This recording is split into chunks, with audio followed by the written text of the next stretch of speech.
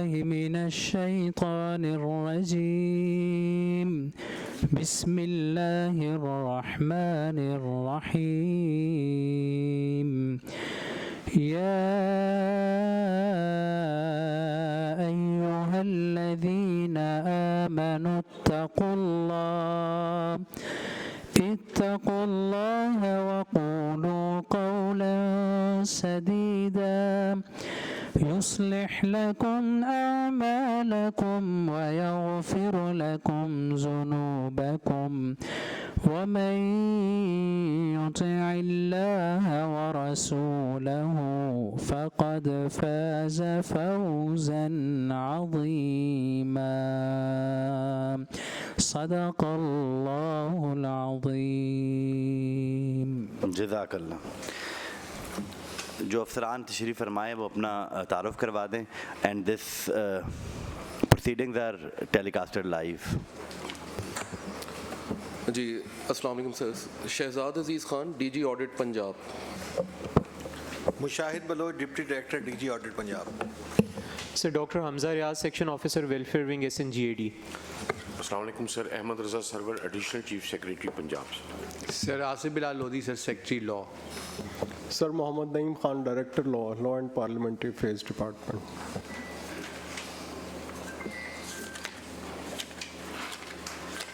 Secretary Laws, thank you very much for coming on a short notice. We just wanted to clarify a letter which was drafted by your department in response to a letter of Commissioner Faisalabad in regards to a displeasure notice issued by the Committee of Public Accounts, and the letter is dated S122 2nd February 2025. 22nd May को आपने ये letter लिखा है,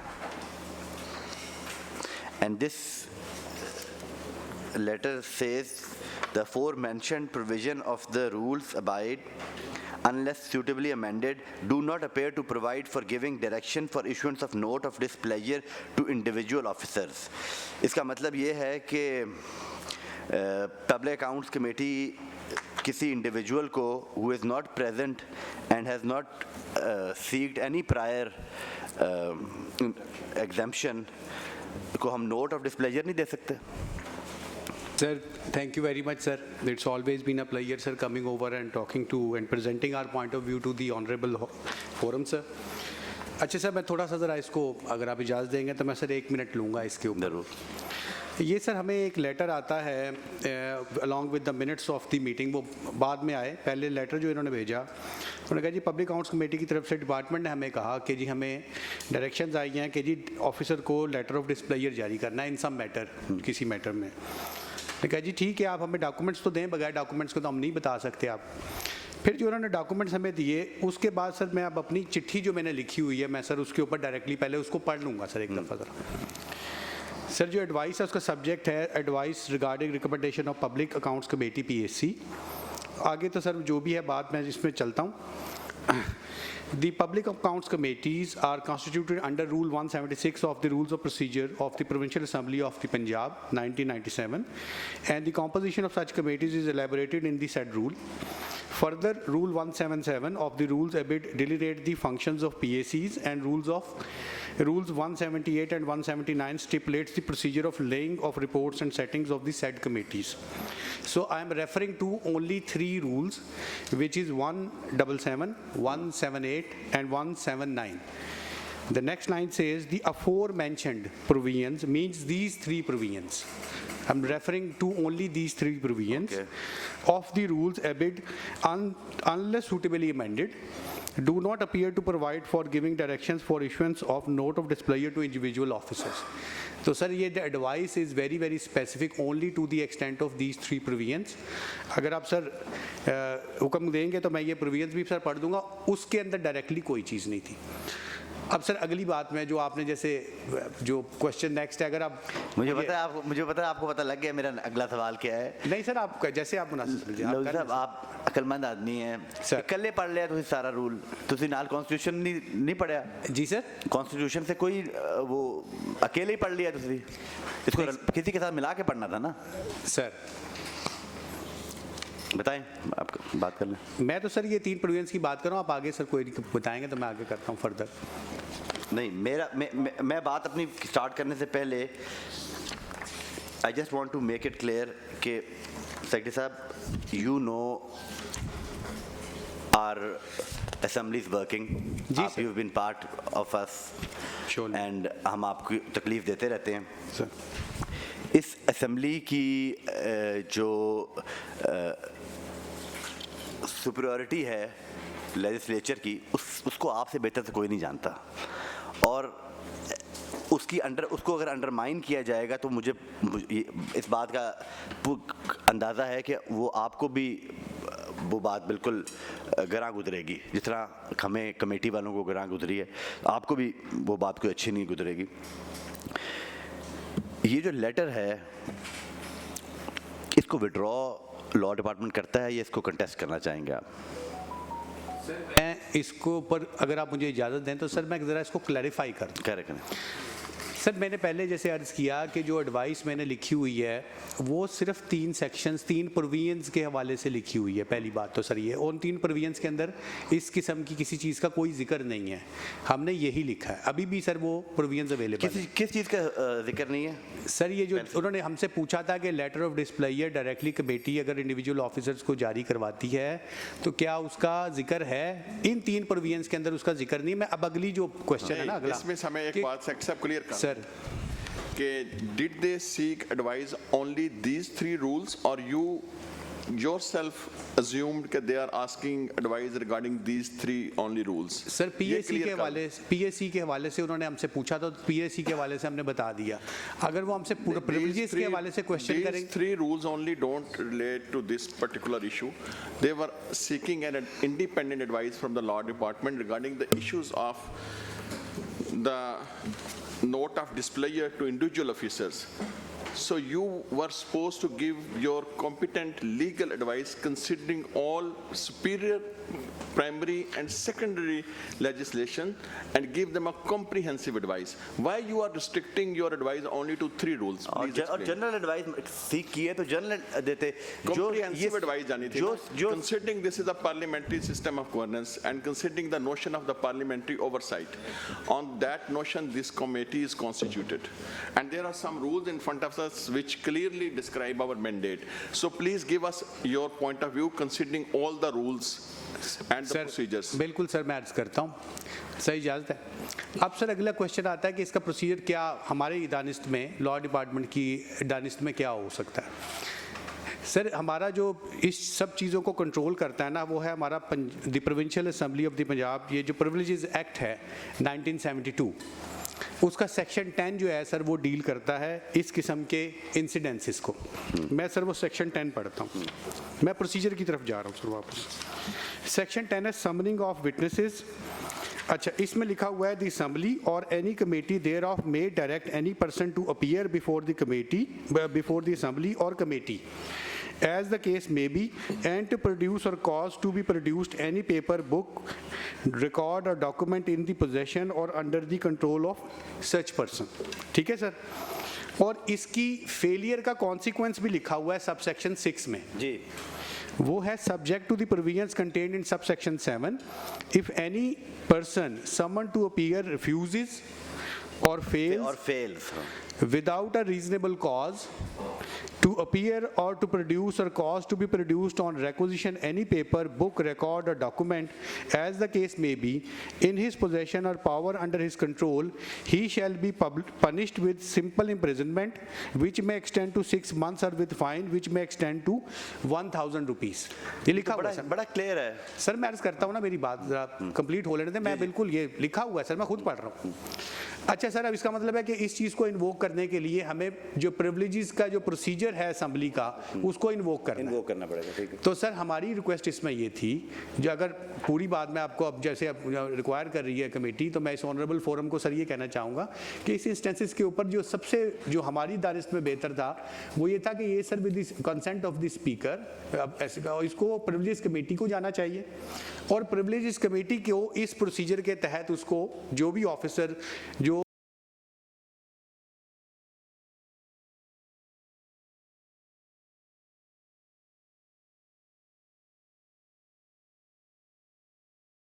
(68) में I believe नहीं, वो केवल rules of procedure general rules.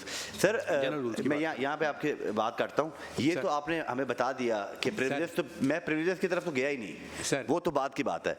पहली बात ये है कि जो रूल्स हैं वो आपने पढ़ने थे कॉन्स्टिट्यूशन के साथ। कॉन्स्टिट्यूशन का जो आर्टिकल 136 है वो क्लियरली कहता है कि provides that the provincial government shall be collectively responsible to the provincial assembly। उसकी क्या तशरीह करेंगे आप इस रूल्स के साथ पढ़ते हुए? बिल्कुल उसकी के ऊपर तो कोई दो राय नहीं है। हमने पहले ही ये कहा है कि ये इस सारी सर डिबेट से पहले मैं एक सर क्वालिफायर दे दूं सर, अगर आप इजाज़त दें तो। वो क्वालिफायर ये है कि ये तो कह ही नहीं रहा ये लॉ डिपार्टमेंट, या मेरा ख्याल है कि कोई भी रीजनेबल गवर्नमेंट फंक्शनरी कह ही नहीं ये सकता कि असम्बली अगर उसको किसी भी चीज़ के लिए बुलाती है तो वो नहीं आएगी। मेरी अपनी सर प्रेजेंस यहाँ पे इस चीज़ को शो करती है कि whenever there is anything required of me, हमारी जितनी भी अकल है उसके हिसाब से अगर हमसे किसी भी चीज़ के हवाले से पूछा जाएगा तो हमारा फ़र्ज़ है हमने पहुँचना है। और सर ये इसके बारे में तो कोई दो राय नहीं है। अभी जो डिस्कशन हो रही है वो सर उस लेटर के हवाले से थी, वो लेटर का सर मैंने अपना क्लैरिफिकेशन दी है, और मैं आगे फर्दर जैसे हमारे ऑनरेबल मेंबर ने सर हमें रिक्वायर किया कि आप फिर हमें बताएं फिर कैसे इसको डील करना है इस प्रोसीजर को। मैं तो उसके ऊपर आपकी बात काट रहा हूँ सर। जो आपने पहले रूल्स पढ़ा 177 और उसके बाद 176 पढ़ा है, आप उसके साथ रूल्स ही पढ़ लें। 188 रूल पढ़ें ज़रा जी। General. Ji. The rules pertaining to standing committee shall apply to any other committee if not inconsistent with the rules particularly applicable to the committee. Exactly. Provided that the provisions of the sub-rule 2 of the rule 149 shall not apply to the library committee, house committees and finance committee. इधर ही। हाँ जी sir. तो बिल्कुल sir ये इसका मतलब है कि जो कमेटी की बाकियों के इख्तियारात हैं वो इसके भी इख्तियार हैं। एग्जैक्टली, ठीक हो गया। बिल्कुल। तो प्रिविलेज कमेटी की तो बात अभी आई नहीं, हमारा भी प्रिविलेज कमेटी के पास जाना तो अभी वो तो नेक्स्ट स्टेप होगा ना।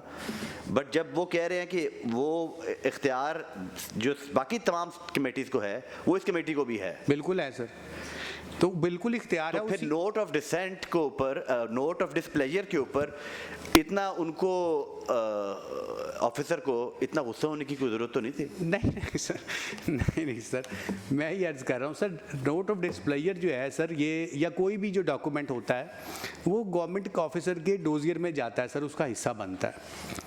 तो इसके लिए उसका एक जो मैं हमारी दानिश में है वो सर ये है कि जब भी किसी के अगेंस्ट कुछ जाता है तो उसके लिए उसको एक दफ़ा सर सुनने का मौका ज़रूर मिलना चाहिए सर। ये तो बेसिक प्रिंसिपल्स ऑफ जस्टिस है। तो इसमें चूँकि डायरेक्टली वहाँ चला गया था और हमने इसमें रिक्वेस्ट यही की है एक्चुअली कि प्रोसीजर अगर प्रॉपर फॉलो किया जाए तो इवन जो सीवियरेस्ट ऑफ द कॉन्सिक्वेंसेज हैं जो कि मैंने पढ़े हैं वो भी उसको फेस करने पड़ेंगे ऑफिसर्स को। मैं तो ये कह रहा हूँ सर, खुद कह रहा हूँ यहाँ पे। लेकिन मेरा सिर्फ इसमें पॉइंट ये है कि सर इसका प्रोसीजर जो है वो हमें ज़रूर सर फॉलो करना चाहिए, जो असम्बली के ही रूल्स ऑफ प्रोसीजर हैं। कमेटी, फाइनेंस कमेटी हो, कोई भी कमेटी हो, उसके वही इख्तियारात हैं जो जनरल प्रोविजन जो 188 के मैंने पढ़े हैं, बिल्कुल वही इख्तियारात हैं। इवन एक सिंगल मेंबर के भी वही इख्तियारात हैं। अगर एक MPA भी असम्बली के फ्लोर के ऊपर प्रिविलेज क्लेम करता है या किसी इंफॉर्मेशन को सीख करता है, जैसे जनरल मोशंस की फॉर्म में मंगवाए जाते हैं, तो उनका इख्तियार है, वो बिल्कुल उनका इख्तियार है। और उसको जो उसको तरीका का वजह है वो भी सर असम्बली के रूल्स ऑफ प्रोसीजर में ही लिखा हुआ है। मैं सर ये सिर्फ अर्ज कर रहा हूँ। ऑब्जर्वेशन जो है वो भी नोट होती है ACR के अंदर। डोजियर का हिस्सा तो बनती है सर। नहीं, ACR में अगर नहीं शो हो रही तो फिर वो कंटेस्ट कैसे? नहीं सर, डोजियर का हिस्सा बनती है सर। ACS साहब सर जो लेटर ऑफ डिस्प्लेजर होता है वो हमारी बेसिक फाइल में लगता है सर। मैं सर अगर आप मुझे 2 मिनट दें मैं इसको थोड़ा आपने भी तो लॉ तो देखा, मैं सर बैकग्राउंड है। जी सर, मैं सर 3 दफ़ा सेक्रेटरी लॉ रहा हूँ यहाँ पे सर। मेरी सर एक रिक्वेस्ट है, आप कॉन्स्टिट्यूशन ले लें, लॉ ले लें, कोई रूल ले लें, छोड़ दें, एक बेसिक मोरालिटी ले लें।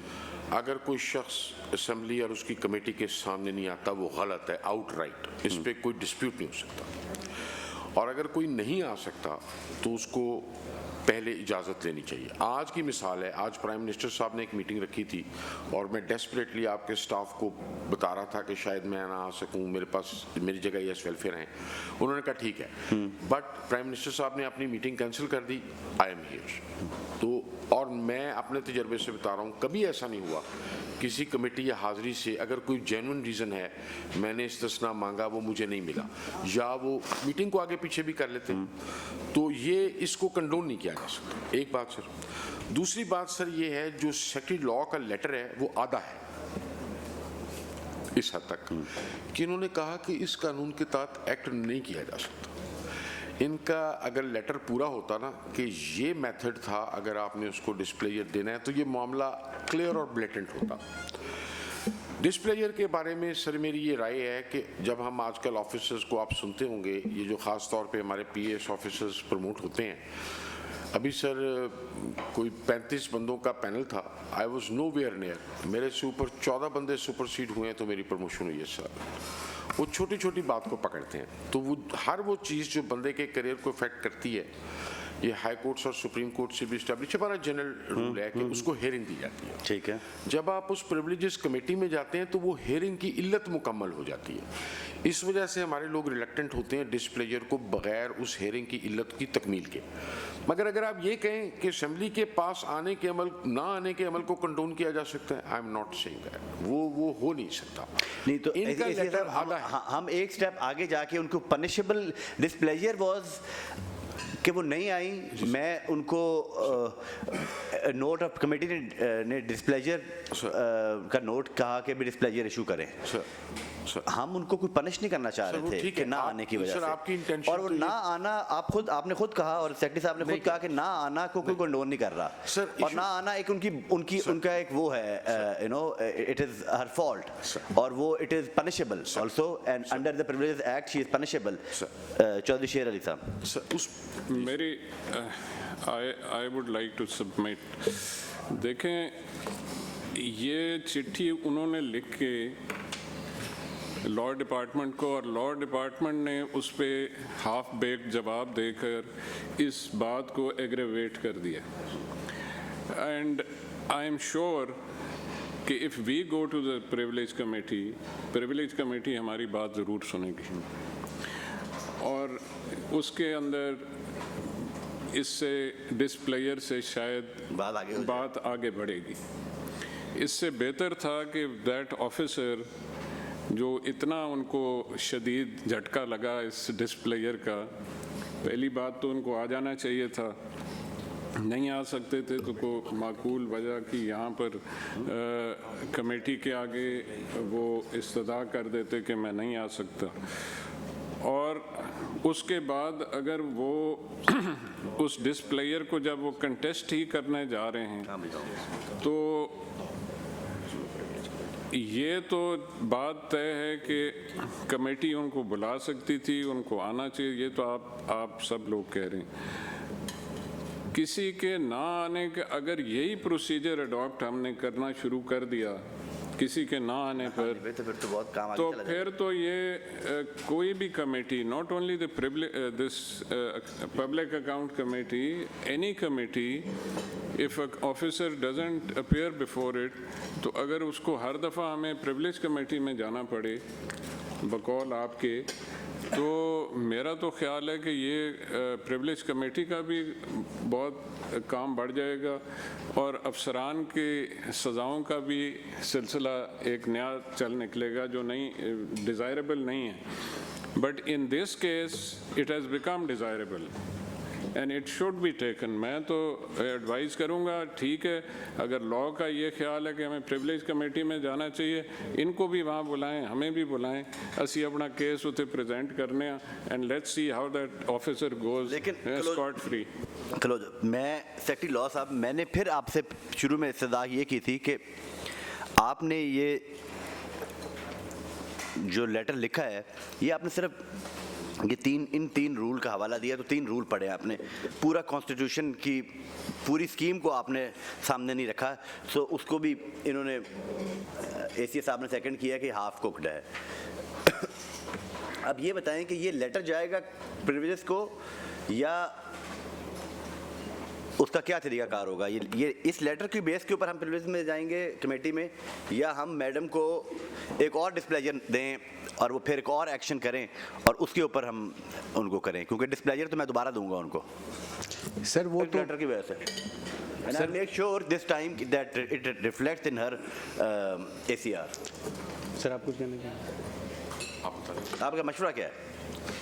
सर देखें, गुजारिश ये है, जैसे हमने पहले कहा कि ये तो कोई इसके बारे में तो कोई दो राय नहीं है, ना उसको कोई डिफेंड कर रहा है ना कोई कंडोन कर रहा है, इसको ज़रूरत ही नहीं है सर। ये तो वैसे ही एक अजीब सी बात है ना, इसको तो इस फोरम पे हमें बात ही नहीं करनी इसके ऊपर।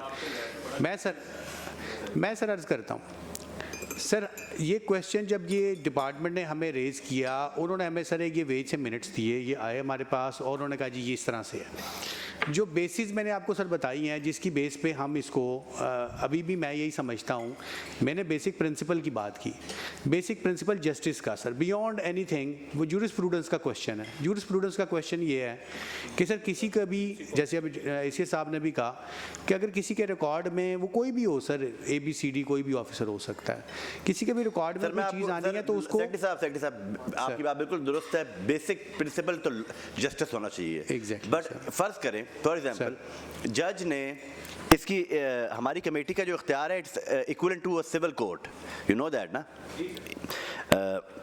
अगर सिविल कोर्ट किसी को समन करे और वो ना आए तो जज जो है वो जस्टिस को देखेगा प्रिवेल करना या अपनी अथॉरिटी को देखेगा पहले कि ये इसको मैंने समन किया था ये नहीं आया, उसकी सज़ा अलग होगी ना, ऐसे ही है। Depends on the decision of the presiding officer who is running the court sir. जैसे आप इस केस में आप प्रिजाइड कर रहे हैं तो ये तो डिस्क्रेशन है सर। फिर बात डिस्क्रेशन है, आपकी बात फिर वो होगी ना कि आप कह रहे हैं कि प्रिंसिपल ऑफ जस्टिस जो है वो दैट इज यू नो वो सबसे इम्पोर्टेंट है। और अगर वो हमने तो सिर्फ उनकी समनिंग के ऊपर और उनके ना आने के ऊपर एक डिस्प्लेयर शो किया और ना हमने कोई और कार्रवाई की, हमने सिर्फ डिस्प्लेयर किया, ना उसको प्रिविलेज को भेजा हमने अपना case. It was a normal practice जो हम करते हैं, तो उसके ऊपर उनका ना आना is an offence in my opinion. तो मैं उसको ऑफेंस को देखूंगा या मैं कहूँगा कि यार मैं पहले उनको बुला के ये जस्टिस के लिए उनकी भी एक सुन लूँ कि मैडम आप नहीं आई, आप क्यों नहीं आई? सर इसमें एक बात और ऐड कर दें, आप हमें एसीए सब आप और दोनों हमें ये बता दें not making sense in future. फिर आप हमें एज पर योर एडवाइस आपने हमारा जो अपने इस हाफ कुक लेटर के जरिए सिर्फ 3 रूल्स को एक्सप्लेन करते हुए आप बड़ा अच्छा होता अगर ये भी लिख देते कि however the committee has authority to refer this case to the privilege committee and they can give the sentence up to the 6 months as well, it would have been very nice.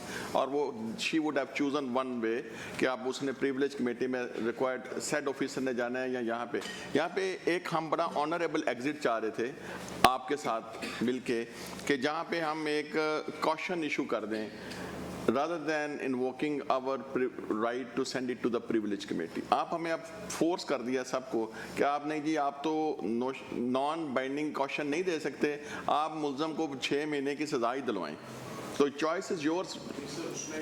दूसरा उन्होंने हमें committee को वो कर देते approach कि आप हम मुझे सुन लें, हम उनको बुला के सुन लेते उन्हीं दौरान ही डिस्प्लेजर के अंदर ही, और हम विड्रॉ भी कर लेते। हम तो बड़े लीनियंट हैं सर, बड़े लीनियंट है इस मामले में। एडमिनिस्ट्रेटिवली तो एडमिनिस्ट्रेटिव सेक्रेटरी साहब बैठे हुए हैं, वो उसके ऊपर वो बता सकेंगे। हमने जो ओपिनियन देनी है, क्योंकि हम कंट्रोलिंग डिपार्टमेंट नहीं है उस ऑफिसर के, तो हमने तो उसके ऊपर सर अपनी सिर्फ लीगल ओपिनियन दी है। अगर कमेटी उसको आप आप एक समझती है तो हम उसको भी एक्सेप्ट करेंगे सर, इस बात को भी कि अगर वो ओपिनियन आपके दानिश में कमेटी की कलेक्टिव विजडम के अंदर वो ठीक नहीं है तो लॉ डिपार्टमेंट इसके ऊपर कोई कंटेस्ट नहीं कर रहा इस बात को। वो तो हम डेफिनेटली, आप गलती इंसानों से होती है, हम इसके ऊपर हमें कोई इशू नहीं है। हाफ बेक्ड अगर आप उसको कहते हैं ना, मैं हाफ बेक्ड भी एग्री करने को तैयार हूँ, लेकिन उसके ऊपर करना क्या चाहिए, एडमिनिस्ट्रेटिवली कैसे रिजॉल्व होना चाहिए, वो सर फिर मेरा ख्याल है कि इससे साहब इसके ऊपर ज़्यादा बेहतर ऐसा नहीं है कि हमारे रूल्स में ऐसी कोई प्रोविजन मौजूद नहीं है। मतलब मैं शायद अगर मुझे कहा जाता तो मैं जो नेक्स्ट इमीडिएट बॉस है उस ऑफिसर का जिसने ये रिकैल्सिटेंस की है उसको एक चिट्ठी लिखता कि आप उसको बुला के काउंसिल करें और उसको कहें कि आइंदा ना करें। तो for the time being that should have been sufficient. जो सर आपने सिविल कोड का रेफरेंस दिया, सिविल लॉ के अंदर तो पूरा एक चैप्टर है ऑन समनिंग, और उसमें भी अदालत में ना जाना इट्सेल्फ कोई ऑफेंस नहीं बनता। उसमें भी अदालत पहले पूछती है वजह, पेनल्टी डालती है सिविल कोर्ट, या वारंट जाता है, वो बड़ा एक लंबा प्रोसीजर है। उसमें भी कोई एक्शन उस वक्त तक नहीं होता जब तक उस आदमी को जिस पे ये इल्ज़ाम है कि वो अदालत में पेश नहीं हुआ पूरा सुना नहीं जाता।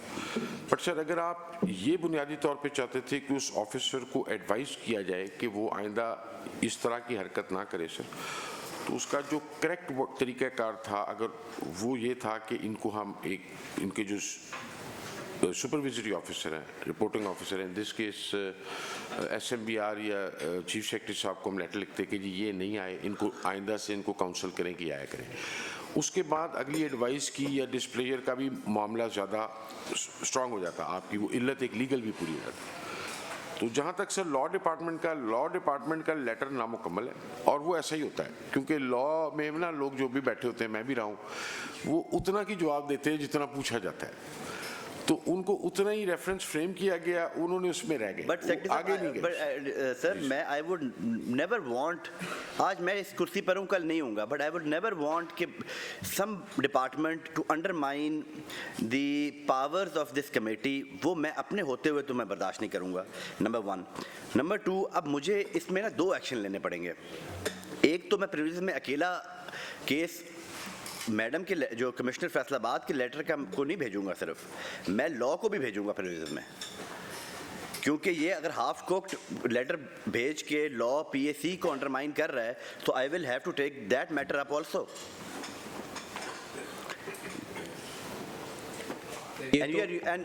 रोजी साहब, मैं I have so much regard for you, you don't even know. मैं आपका बड़ा मदाह भी हूँ। मैंने आपको स्टार्ट में ये कहा कि आप विड्रॉ करते हैं इस लेटर से कि नहीं। अगर आप विड्रॉ कर लेते कमेटी कुछ और सोचती। आपने कंटेस्ट किया है, I will take this matter to privilege committee now. I will send both cases to दो, we'll plead our case over there.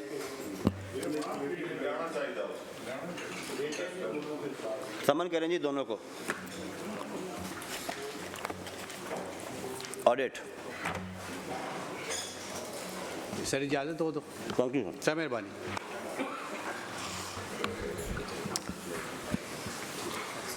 She should come Sir, in person. And this, with your permissions, जिस SO ने ये letter लिखा है उसको भी in person बुलाएं। Sir हमने आज की मीटिंग के हवाले से भी ब्रीफ सबमिट किए थे कि बजाय इसके कि हम इन वॉल्यूमिनस वर्किंग पेपर्स को देखें, तो वो सर सबमिट हो चुके हैं। अगर आप इजाज़त दें तो उसमें सबसे पहले सर कमिश्नर फैसलाबाद है, अगर वो आप करना चाहते हैं या स्किप करना है? मैं करना चाहता हूँ।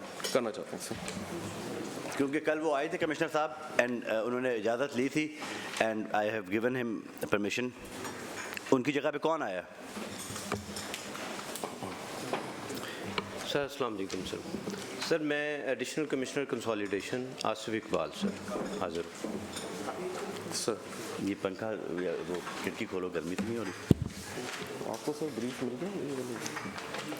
ठीक सर, इसमें नंबर 1 सीरियल पे जो पैरा है 17.4.318, इसकी अमाउंट सर 4.393 है और ये वर्किंग पेपर के पेज नंबर 1 पे है sir. Sir this para relates to procurement of stationery, computer stationery, और इसमें सर इशू वही है कि पेपरा को फॉलो नहीं किया गया थ्रू स्प्लिटिंग जो है ये इस एक्सपेंडिचर को इंकर किया गया सर। और उस वक्त जो सर टेंडर की लिमिट थी वो 200,000 थी जबकि सर स्टेशनरी की मद में सर 8,55,000 की स्टेशनरी, कंप्यूटर स्टेशनरी 6,13,000 रुपये की, कॉस्ट ऑफ अदर स्टोर्स 8,90,000 का, और अदर्स जो है वो 2 मिलियन सर। तो ऑडिट का सर यही इसमें सबमिशन है कि टेंडर फॉलो करना चाहिए था, स्प्लिटिंग के थ्रू नहीं करना चाहिए था, या फ्रेमवर्क कॉन्ट्रैक्ट किया जाना चाहिए था सर। तो फिर डिपार्टमेंट का क्या रिस्पॉन्स है?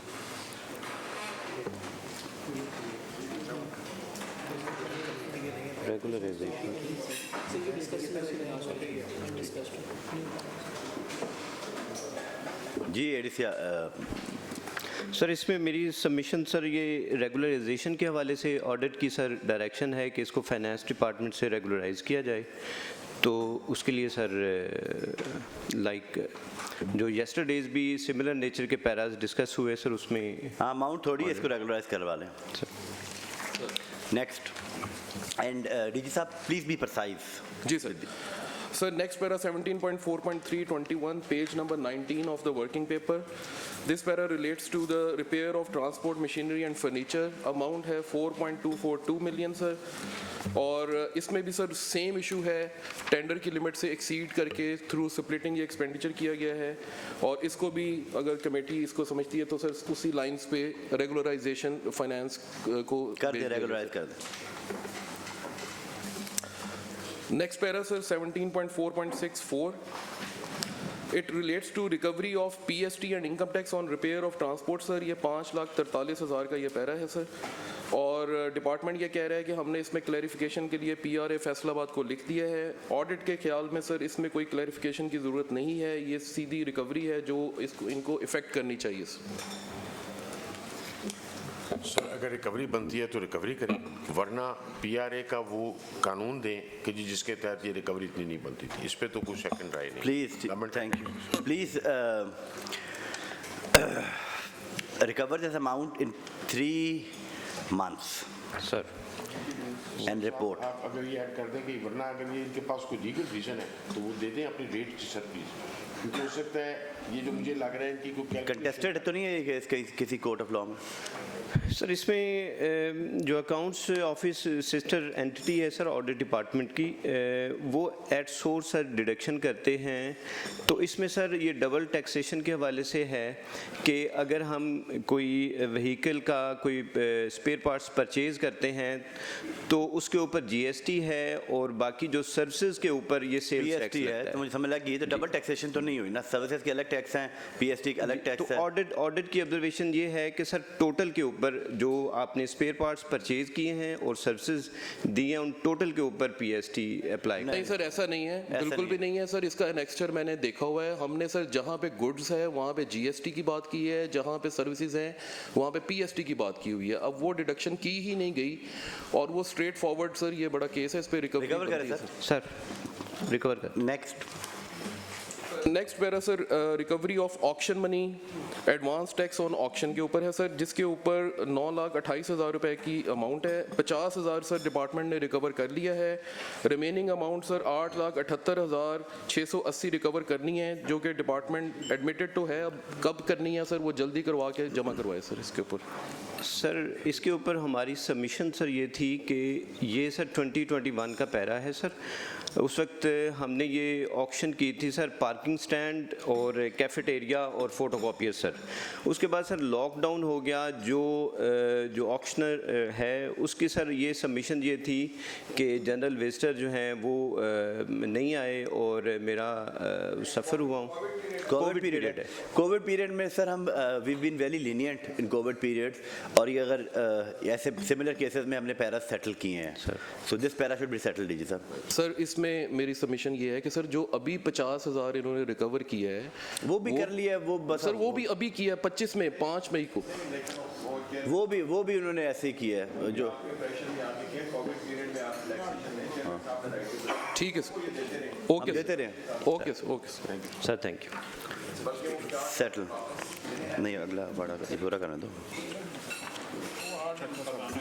सर। नेक्स्ट फॉर्मेशन है डिप्टी कमिश्नर ओकाड़ा सर।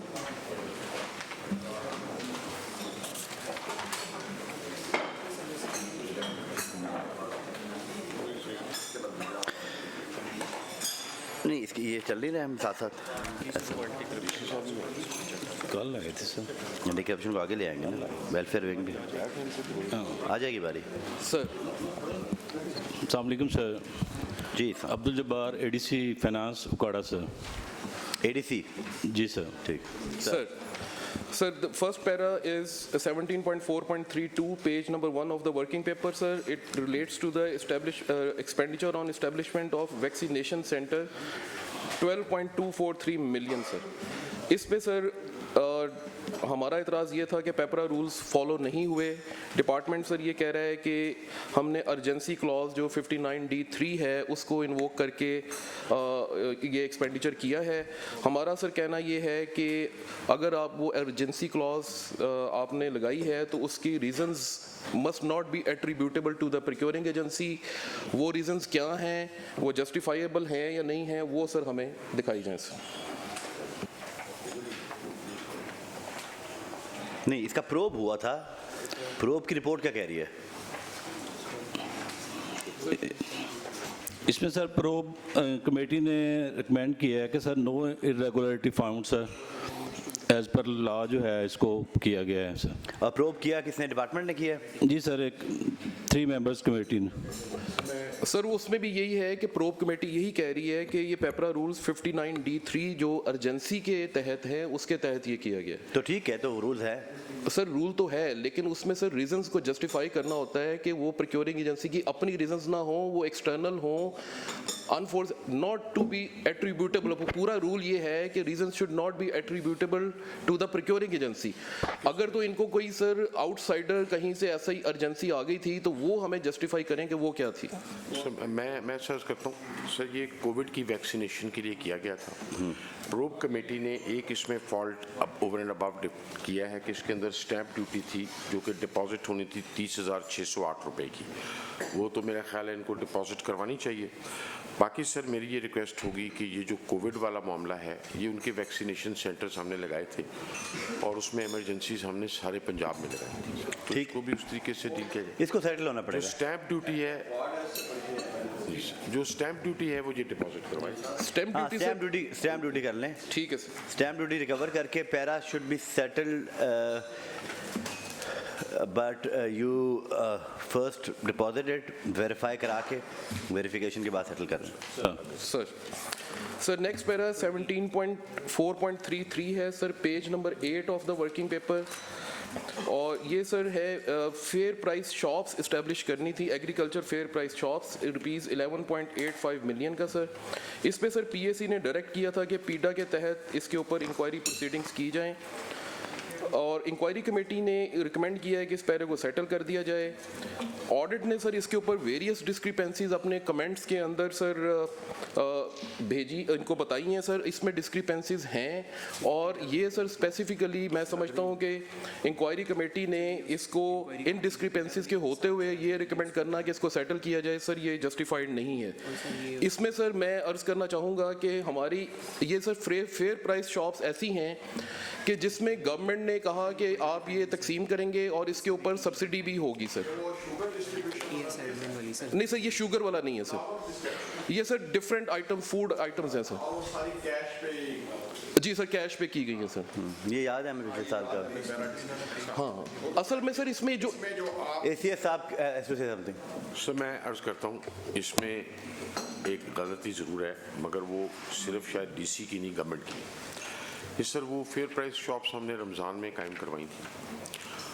होना ये चाहिए था कि फाइनेंस डिपार्टमेंट ने जब इसकी ऑडिट कॉपी रिलीज़ की थी तो उस ऑडिट कॉपी में तमाम प्रोसीजर को इनकॉर्पोरेट करते हैं कि इस तरीके से ये होना चाहिए। जो जिस डिप्टी कमिश्नर को समझ आई उस तरीके से उसने शॉप्स इस्टेब्लिश करा दी।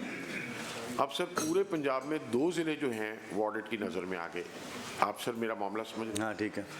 पीडा की इंक्वायरी इसलिए लगाई गई थी कि क्या इसके अंदर कोई एम्बेजलमेंट, कोई मिस अप्रोप्रिएशन, कोई बददियानती तो है या नहीं है? नहीं एक मिनट। पीडा की कार्रवाई इसलिए लगाई गई थी क्योंकि जो पहली रिपोर्ट आपके डिपार्टमेंट ने ही कहा था कि इसको हम इसको मानते हैं कि ये इधर मिस अप्रोप्रिएशन है, तो फिर मैंने कहा कि आप पीडा करें एंड पीडा was also recommended by your department. बिल्कुल ऐसा ही है। अब उस पीडा का रिजल्ट जो आया है वो बता दीजिए क्या है। उन्होंने कहा है कि पीडा लगाए ना, पीडा का कार्रवाई हुई है सर, उसकी फाइंडिंग्स हैं, the PAC may like to decide the matter and direct the department to implement the directions of Honorable Forum of Public Accounts Committee besides recovery of wastage charges and production of complete record. फिर पढ़े, ये तो इनकी है ना, पीडा की ये नहीं है फाइंडिंग पढ़ रहे हैं। इंक्वायरी की फाइंडिंग होनी चाहिए। मैं बताऊँ, मेरा ख्याल है सर वो पीडा की इंक्वायरी पेंडिंग है, उसके हिसाब से इसको डिसाइड होना चाहिए।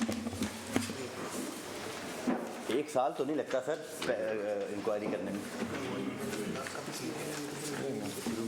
सर मैं आपको पढ़ देता हूँ सर, ये अगर आप वर्किंग पेपर का पेज नंबर 8 देखें, कॉलम 7 के अंदर जो कंप्लायंस के ऊपर डिपार्टमेंट ये बता रहा है, आई थिंक वो रिकमेंडेशन से है कि no financial indiscipline except non depositing of 0.15 million has seen, however this amount remained unspent shown as savings.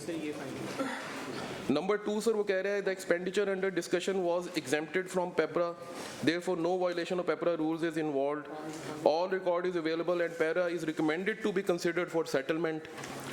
Third, वो कह रहे हैं कि Office of DC Ukada recommended to have better liaison with audit department as such paras may have been settled on lower forums instead of adding undue workload on the August committee. Inquiry की कोई finding नहीं, यही है जो पहले department report पीडा लग रहा था ना, पहले तो पीडा ही रिकमेंड हुआ था ना सर, इधर पीडा रिकमेंड हुआ, उसके रिजल्ट में ये अंडर पीडा हमने जो कमेटी बनाई थी ना, नहीं, पीडा की इंक्वायरी तो फिर नहीं हुई है, ये तो वो ऑडिट की कमेटी। ये सर जाहिद की रिकमेंडेशन है, ये सर जाहिद की ये वो मैं देखना चाह रहा हूँ, वो इस वर्किंग पेपर में नहीं लिखा हुआ।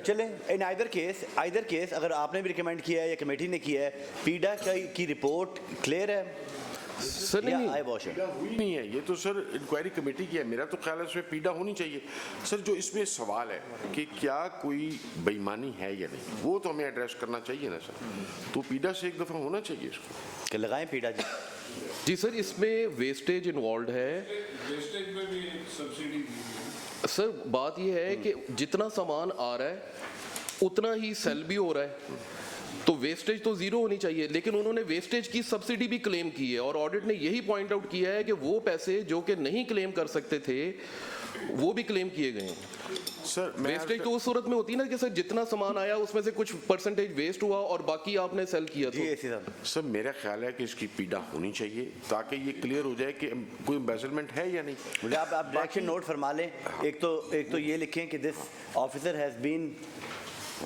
उसको पीडा लगा, this officer has been very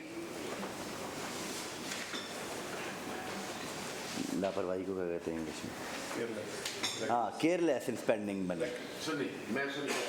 sir मैं रिक्वेस्ट करता हूँ इस ऑब्जर्वेशन को हम पीडा के बाद तक मुलतवी करते हैं। मैं सर अर्ज करता हूँ वेस्टेज हर पेरिशेबल आइटम में होती है, तो सर बेहतर यह है कि इसको एक दफ़ा पीडा में डाला जाए, इसकी डिटेल्ड इंक्वायरी। आई एग्री, ठीक है, इस तरह से होना ठीक है, बट ये ज़रूर लिखें कि if there is any findings हैं तो फाइंडिंग्स हैं उसमें तो फिर फिक्स करें रिस्पॉन्सिबिलिटी। सही बात। Next sir, next para 17.4.311 page number 26, ये सर पैरा रिलेट करता है परचेज ऑफ शुगर को सर। 5.723 मिलियन इसका एक्सपेंडिचर है सर। इस पे PAC ने strong disclosure on concealment of facts की डायरेक्शन थी और एडमिनिस्ट्रेटिव डिपार्टमेंट को कहा गया था कि वो CMIT को ये केस भेजें सर।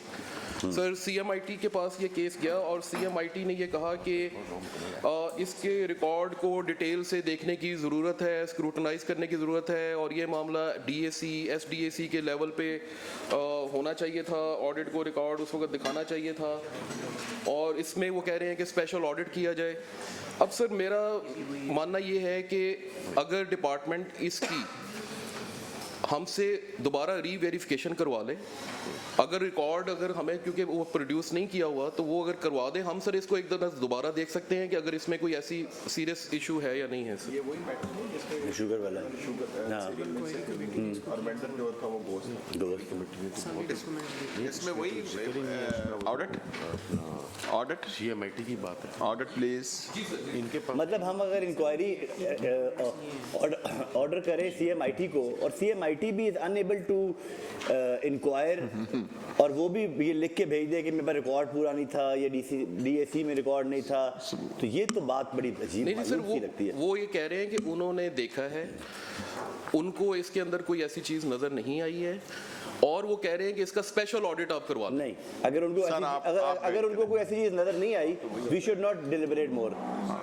मैं अर्ज करता हूँ सर, CMIT ने वो कैसे पंजाबी में I'm afraid सर मगरों लाया सर, उनको चाहिए था कि वो बताते कि क्या मामला है जो वो नहीं समझ सके, जिस वजह से उनको स्पेशल ऑडिट चाहिए सर। ये भी वही मामला है, हमने कहा शुगर खरीदें और लोगों को सब्सिडाइज करें, DCs ने खरीदी और आगे बेची है सर, ठीक है। या तो ये साबित होता कि उसने कोई करप्शन की है या कोई ऐसा मामला है, उसको एक दफा रिविजिट कर लेते हैं ऑडिट। अब अगर आप कहेंगे स्पेशल ऑडिट तो सर शुगर भी चलेगी, ये सारा मामला क्लोज हो गया। जब वो स्टॉक ही वेरीफाई नहीं हो सकता तो हम आगे कहां बढ़ेंगे नहीं sir, if I remember this case was discussed in PSC और इसमें क्लियर गाइडलाइंस दी गई थी पेरेंट डिपार्टमेंट की तरफ से कि sugar should be bought only from sugar mills. Audit आप जरा उस ओरिजिनल पैरा पे जाएं और इसमें वायलेशन ये थी कि sugar was bought from N intermediary और उस पे, और वो भी कोई कैश ट्रांजैक्शन थी, तो उसकी वायोलेशन हुई थी जो गाइडलाइंस इशू हुई थी उससे।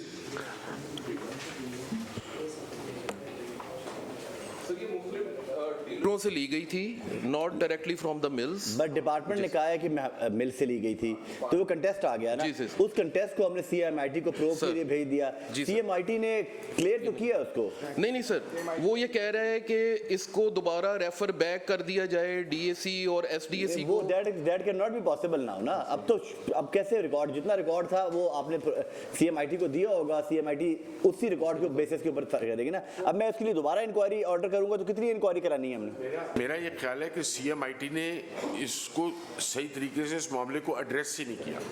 एक स्पेसिफिक सवाल था कि क्या डीलर से वो ले सकते थे या नहीं ले सकते, इसका स्पेसिफिक जवाब आना चाहिए था। तो या तो हम उन्हीं को रेफर करेंगे जी आप अपना सही जवाब दें। अब इस वक्त कौन सा ऑडिट करेंगे, ना वो कमोडिटी पड़ी है, ना वो सारा ऑपरेशन 2 साल हो गए, 3 साल बल्कि गुजार दौर था। ये आज से 3-4 साल पुरानी बात है जिसकी हम इस वक्त बात कर रहे हैं। अब what do you recommend? Sir मेरा तो ये ख्याल है कि एक दफ़ा दोबारा CMIT को कहते हैं या कोई एक कमेटी आप फॉर्मुलेट कर दें, ऑडिट भी साथ बैठ जाए, तो ये डीलर वाला मामला एड्रेस कर लेते हैं। क्योंकि उस वक्त की तो मुझे इंस्ट्रक्शन भी याद नहीं है कि ये, क्योंकि मेरे इल्म में नहीं था कि डीलर से या खरीदनी है। आई कांट, मिनट्स में लिखे हुए थे इसका और तो कोई सर मतलब इस वक्त सर नहीं, आप कह रहे हैं डीलर से नहीं खरीद सकते थे, ये कहाँ लिखा है, ये मुझे नहीं पता ना। कमेटी ने कहा था कि डीलर डायरेक्ट शुगर मिल से। सर मैं अर्ज करता हूँ क्या डीलर से खरीदना अलाउड था या नहीं, ये मुझे नहीं पता सर।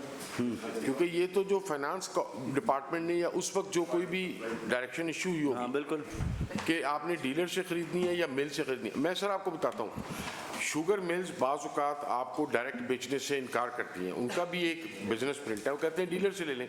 मैं कंटेस्ट नहीं कर सकता बिकॉज आई डोंट नो इतनी डिटेल में, तो इसको हम चेक कर लेते हैं कि डीलर से ख़रीदा है, क्यों ख़रीदा है, तभी मैं इस पर बात कर सकता हूँ। इस वक्त ऑफ हैंड में इस पर कुछ कह नहीं सकता।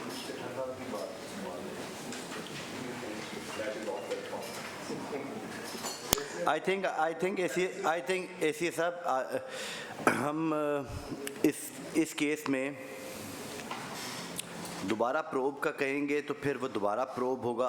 आप और डिपार्टमेंट बैठ के इसको डिस्कस कर ले एंड नेक्स्ट कंप्लायंस मीटिंग में इसका कोई क्लियर आप सर मेरी रिक्वेस्ट है इसमें फाइनेंस को भी बिठाया जाए, क्योंकि फाइनेंस उन इंस्ट्रक्शंस को एंडोर्स करे ना कि क्या डीलर से खरीदने की इजाज़त थी या नहीं थी। ये सर जब भी हमारे पास इमरजेंसी या रमज़ान या पैकेज ये सारा कुछ होता है, असूली तौर पे जब फाइनेंस उसकी ऑडिट कॉपी जारी करता है तो उसमें प्रोसीजर डाल दिया करे जी इस प्रोसीजर से हो रहा है, कोई एम्बिग्विटी ना रहे। इसमें डाला हुआ है, हाँ, आप अपना पैरा पढ़ेगा दोबारा। उसमें अगर प्रोसीजर में लिखा है तो उसके मुताबिक इसने चलना है।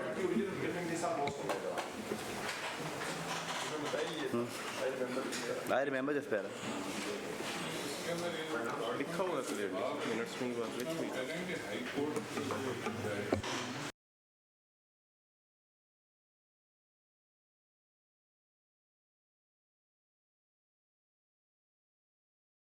सर हमारे पैरा के सर मुख्तलिफ पॉइंट थे सर, उसमें सर सबसे पहले वही थे जो प्रोक्योरमेंट से रिलेटेड थे।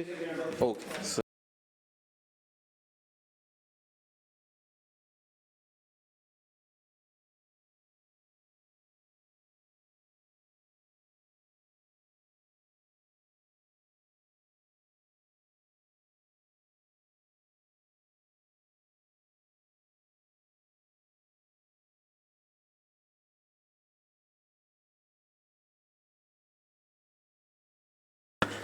पैरा यही है। ये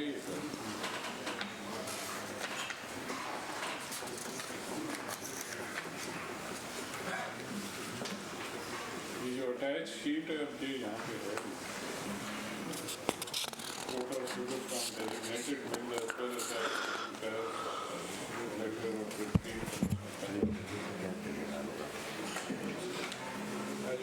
कोड का लिखा है ना वो क्या डायरेक्शन है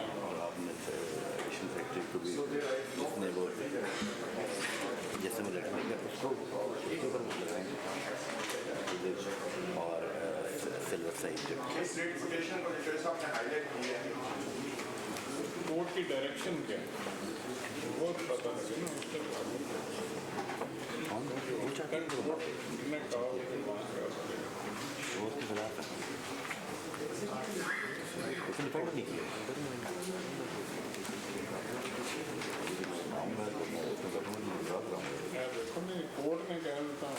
कोर्ट ने की क्या है? कोर्ट ने क्या है सर कि ये कहते हैं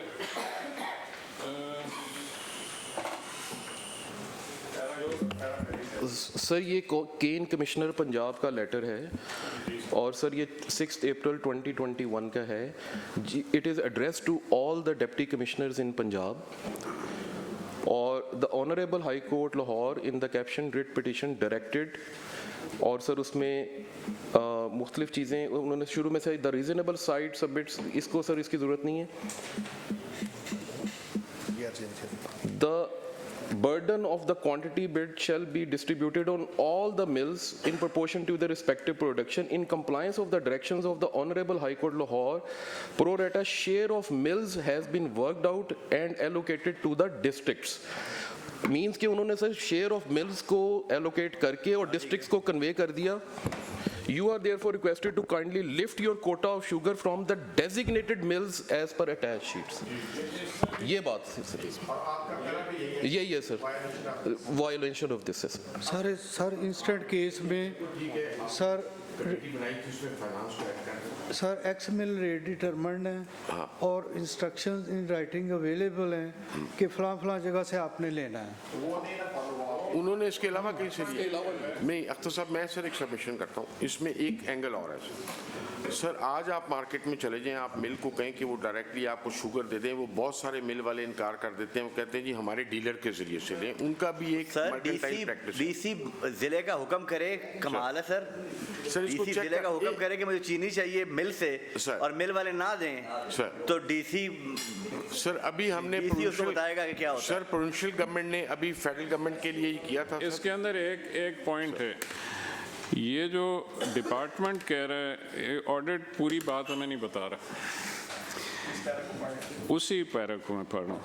ये जो इन्होंने पढ़ा है ना, and all deputy commissioners in the Punjab are requested to lift their quota of sugar from the designated mills as per attach sheet attached with a letter of the Cane Commissioner Punjab dated इतना, ये तो आप बता रहे हैं।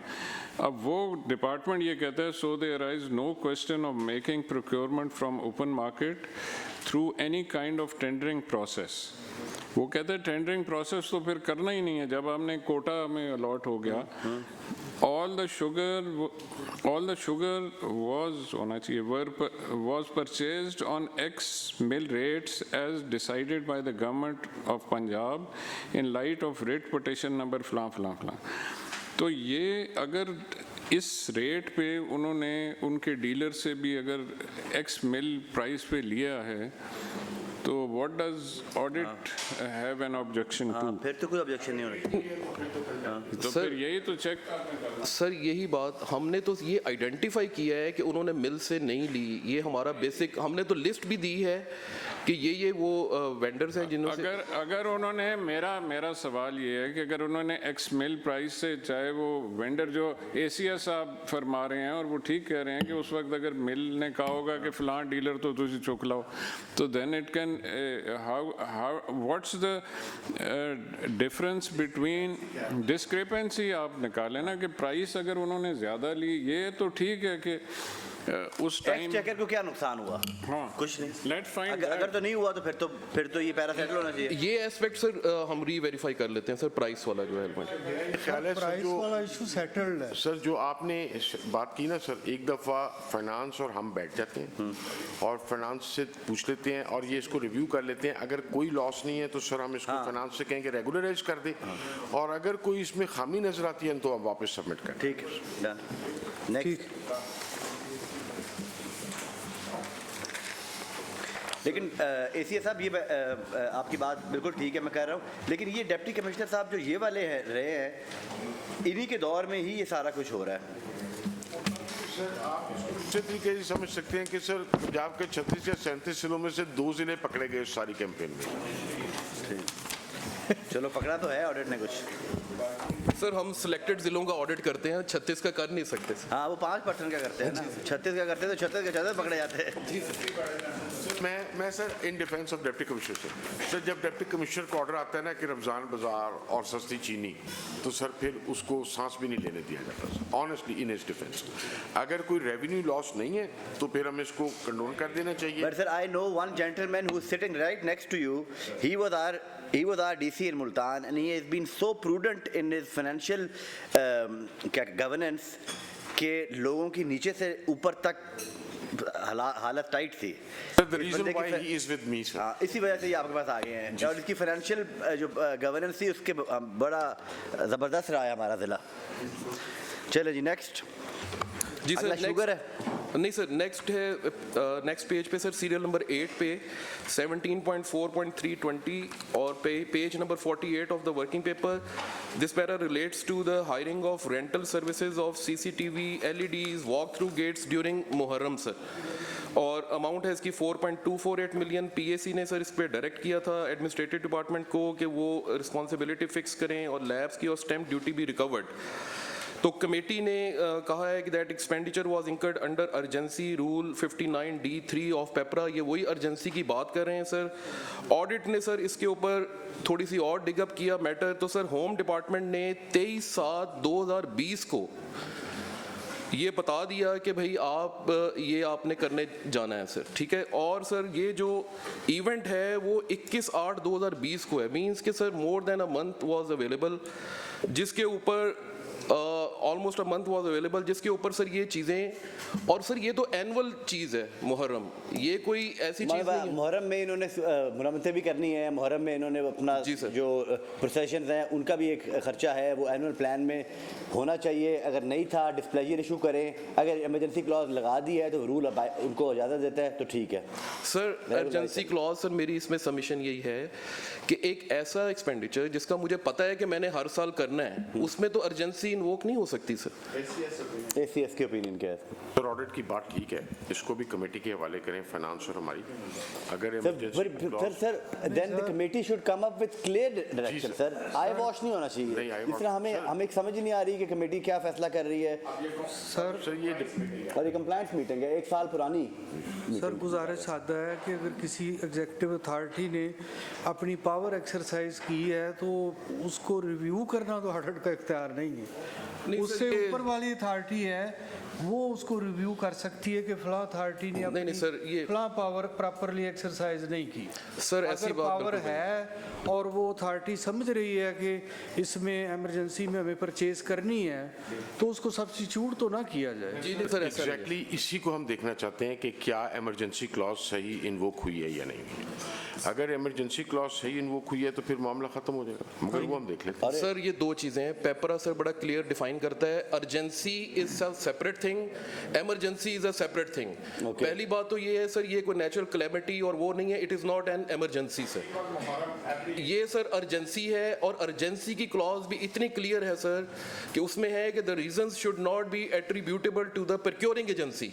तो हम ये कह रहे हैं कि प्रोक्योरिंग एजेंसी को इस बात का पता है कि ये मैंने काम करना है, या तो उसके ऊपर आ जाता है ना कि उसके ऊपर बाहर से कोई चीज आ गई, तो rule is very clear. Administrative head को थोड़ी सी लीनियंसी रिक्वायर्ड है कि वो अपनी एक्सरसाइज पावर एक्सरसाइज कर ले। जी मैं बताता हूँ, मुहर्रम इतना सीधा नहीं है सर। हर मुहर्रम के साथ जब हमारी डिस्ट्रिक्ट और डिविजनल इंटेलिजेंस कमेटीज बनती हैं, उसमें नई से नई हमें रिक्वायरमेंट्स आती रहती हैं। आज इस जगह लगा दो, इसको लगा दो। ये सर आप ये आज के मुहर्रम को और अगले साल के मुहर्रम को एक जैसा नहीं कर सकते। आप नहीं कर सकते सर, इस वजह से इसको रिव्यू होना चाहिए। Because I have been part of sir this committee audit. हर साल सिफारिश आ जाती है जी ये रूट ऐड कर दें, ये रूट ऐड कर दें, ये रूट माइनस कर दें, तो उसके अंदर डिप्टी कमिश्नर थोड़ी सी अर्जेंसी अगर अपना इख्तियार इस्तेमाल नहीं करेगा तो क्या करेगा वो? सर नहीं वायलेशन नहीं, उसको दुरुस्त इस्तेमाल किया गया कि नहीं। सर बात ये है कि देखना है कि क्या इमरजेंसी बनती थी, अगर वो सही इन्वोक कर दी गई है तो मामला खत्म हो जाएगा सर। और या ये देखना है कि कोई आउटराइट खुदा न खास्ता गवर्नमेंट को नुकसान पहुंचा या नहीं, ये दो बातें सर। मगर मुहर्रम वो जिस तरह आजकल सर इस मुल्क में यकीन कीजिए कोई त्यौहार भी एक जैसा नहीं है। हर ईद पे भी नई डायरेक्शन है, हर मुहर्रम पे नई डायरेक्शन है। हमारी लॉ एंड ऑर्डर और पॉलिटिकल सिचुएशन के हिसाब से DICs और हमारी डिविजनल कमेटीज बैठती हैं और टाइम टू टाइम नए से नई हमें जरूरत आती रहती है। ये भी आप एक्नॉलेज करते हैं कि डिप्टी कमिश्नर ऑफिस बहुत मुश्किल हालात में फंक्शन नहीं करते और आप उनको बिल्कुल रिस्ट्रिक्ट भी नहीं करना चाहते। अच्छा कमेटी मेरे इख्तियार से मेरे अपने ख्याल में दिस पैरा शुड। सर मेरी सबमिशन एक है सर, आपका क्या ख्याल है? क्योंकि ये रीजनेबल बात यही नजर आती है सर। बात मेरी सर सबमिशन एक सुन ले सर, ये अगर कमेटी इसको सेटल करेगी तो सर ये एक प्रेसिडेंट क्रिएट हो जाता है। ये सर अक्रॉस द बोर्ड पूरे सूबे में ये इख्तियार मिसयूज़ हो रहा है सर, ना सिर्फ लोकल गवर्नमेंट्स में भी मिसयूज़ हो रहा है सर। नंबर 3 सर आप ये देखें कि 3 तो आइटम हैं, हर दफ़ा हर पैरे में CCTV LED और सर वॉक थ्रू गेट्स। अगर नए कोई सिक्योरिटी डायमेंशंस आए हैं तो फिर नई क्या चीज़ की गई है? तो ये तो सर बात वही रिपीटेडली हर दफ़ा वही चीज़ है सर। इसको सर इस प्रैक्टिस को बंद होना चाहिए। डीजी साहब जिस तरह you are pleading it very passionately, I understand कि आप समझते हैं कि ये 3 चीज़ें हैं, इसमें नहीं होना चाहिए और ये प्रेसिडेंट ये बनेगा नहीं, क्योंकि अगर कोई अनफोर्सीन जिस तरह आपको पैरा की क्वालिटी भी बेहतर करें ना, थोड़ा पैरे की क्वालिटी बेहतर करें। आप इसमें कुछ फाइनेंशियल इरेगुलरिटी, हाँ कोई फाइनेंशियल इरेगुलरिटी के लॉस को वो करते हैं। This is purely N administrative poor administrative governance आप कह सकते हैं इसको, not more than that. Sir देखिए ये है रेंटल पे, सर चीज़ें खरीदी नहीं गई, ये रेंटल है। हम समझ रहे हैं इसमें गवर्नमेंट खरीद नहीं सकती, वो शॉर्ट टर्म यूज हो गया। है भी है कि उन्होंने रेंट किया था ये जो लेना बिजनेस सिस्टम वालों से, लेकिन जस्ट साउंड ऑब्जर्वेशन दिए ना आप, इसमें financial irregularity, loss of exchequer, ये सारी चीज़ें लाते हैं ताकि कोई रिकवरी बनती है। इसमें सिर्फ आपका total case is based on the violation of rules 8 and 9 regarding the devices हैं। सर ये एक्सरसाइज की जा आपके कहने पे आपके इसने कंटेस्ट के ऊपर हम डायरेक्शन ये ज़रूर दे सकते हैं ACS साहब, आप डिस्प्लेजर नोट करें, डिस्प्लेजर कर दें सर, कर दें। और ये डायरेक्शन भी कर दें कि रेट एनालिसिस, रेट कॉन्ट्रैक्ट किया करें। सर मेरी रिक्वेस्ट सर जब ऑफिसर नहीं है उसको सुने बगैर मैं सर्च करता हूँ क्या आज हम डीसीज को अगर इस तरह की चीज़ से डरा देंगे तो ये जो आने वाला मुहर्रम है ईदें हैं वो ये काम करेंगे। वसीम साहब वांटेड टू से समथिंग। जी सर। सर मैं ये गुजारिश करूंगा कि मिसाल के तौर पे किसी एक डिस्ट्रिक्ट में अगर 250 टोटल जुलूस और मजालस हैं उसमें ए कैटेगरी की 40 हैं, ये तय हो गया कि ए कैटेगरी के ऊपर हमने कैमरास लगाने हैं। 11th आवर पे हमें थ्रेट आता है कि अफगानिस्तान से बंदा जैकेट लेके चल पड़ा है स्पेसिफिक डिस्ट्रिक्ट के लिए, उसने टारगेट की हुई है 10 और मजालस और रूट्स। वो 11th आवर पे डिस्ट्रिक्ट और डिवीजनल इंटेलिजेंस कमेटी और होम डिपार्टमेंट कहेगा कि आप अपनी विजिलेंस इन्हेंस करें। हमें 11th आवर पे शेड्यूल्ड एक्टिविटीज से बढ़ के हमें वहाँ पे डिप्लॉयमेंट करना पड़ेगी, वॉक थ्रू गेट भी अक्सर लेना पड़ेंगे और हमें 20-30 जितनी भी मजालस के ऊपर खतरा होगा वहाँ पे हमें कैमरा भी इमरजेंसी बेसिस के ऊपर लगाने पड़ेंगे। तो जैसे ACS साहब ने राइटली कहा है कि हम लोग सर DCs के फिर पर भी काटेंगे और वो थ्रेट कांस्टेंट एक रहेगा सर, तो इसमें ये सबमिशन है। I agree, para settled. Sir, next para 17.4.330, page number 56 of the working paper, sir. और सर ये purchase of stationery, printing, cost of others और कंप्यूटर स्टेशनरी से पर्टेन करता है और वही सर वायलेशंस हैं जिसके ऊपर सर एडमिनिस्ट्रेटिव डिपार्टमेंट ने कहा है कि एक्सपेंडिचर की इसको डायरेक्ट किया था PSC ने कि वो इसको देखे कि रिस्पॉन्सिबिलिटी फिक्स करे और वैलिडिटी ऑफ द एक्सपेंडिचर को देखे। सर उन्होंने रिकमेंड ये किया है कि इसको फाइनेंस डिपार्टमेंट से रेगुलराइज करा लिया जाए और DDO को वार्न कर दिया जाए। ऑडिट भी यही कह रहा है कि सर कमेटी इसको रेगुलराइजेशन फ्रॉम फाइनेंस डिपार्टमेंट कर ले रेगुलराइज, ठीक, DDO को वार्न भी कर लें। सर नेक्स्ट पैरा 17.4.3 है सर, इस पे PSC की जो डायरेक्शन थी लास्ट टाइम वो कंडीशनली सेटल की थी subject to verification of record by audit. Sir वो सर हमें स्टैम्प ड्यूटी की रिकवरी और प्रोफेशनल टैक्स की वो डिपॉजिट करवा दी है sir. Upon compliance of PSC directives it is recommended to settle the para. Settle it. Sir next para है sir 17.4.42 sir, and it pertains to establishment of Ramzan bazaars। ये sir 69 page है working paper का sir और 17 million sir इसकी amount है। PSC ने sir ये direct किया था कि to conduct the probe through joint committee of senior officers. उन्होंने भी सर इसको वायलेशंस ऑफ पेपरा रूल्स जैसे सर हम कल डिस्कस कर रहे थे उन्होंने ऑब्जर्व की हैं और उन्होंने कहा है कि स्टैम्प ड्यूटी 42,499 की वो डिपॉजिट होनी चाहिए गवर्नमेंट ट्रेजरी में। हमारा ख्याल भी हम भी ये रिकमेंड कर रहे हैं कि सर इसको रेगुलराइजेशन फ्रॉम फाइनेंस डिपार्टमेंट और रिकवरी जो है 42,000 की उसके बाद इसको रेगुलराइजेशन करवा दी जाए with direction of recovery. Subject to recovery of 42,499 rupees to the government treasury, the para should be sent to regularization. Sir. Next para sir 17.4.84 sir, page number 75 है sir। Para relates to non auction of vehicle sir 9 million का। Committee ने sir last meeting में इसको conditionally settle किया था subject to auction of unserviceable vehicles and verification of record by audit. उसमें से sir एक व्हीकल जो है वो ऑक्शन हो गई है 6,61,000 में और वो ऑडिट ने भी वेरीफाई कर लिया है, लेकिन दूसरी व्हीकल के बारे में डिपार्टमेंट ये कह रहा है कि हमने ट्रांसपोर्ट डिपार्टमेंट को वो भिजवा दी है।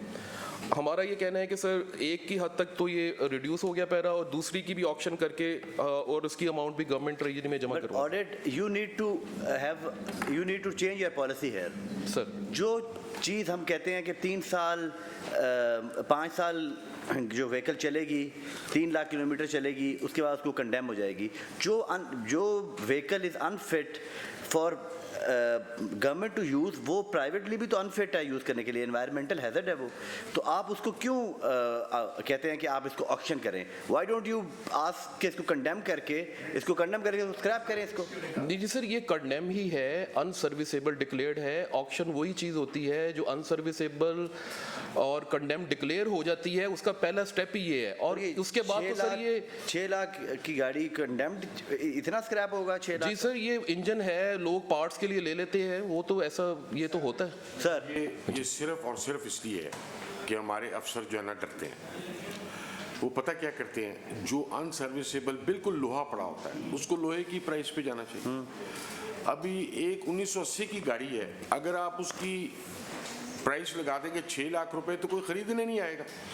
ये इस प्री मीटिंग में भी इनको डांट पड़ी है, ये आप इसका रिवाइज करेंगे, इसका रेट इसको डाउन लेके आएंगे और बेचेंगे।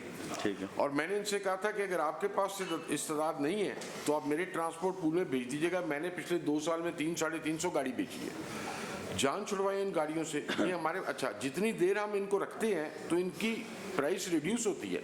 जब हमने सोच लिया कि ये गाड़ी हमने नहीं रखनी तो जितनी जल्दी हम निजात हासिल करें अच्छी बात है।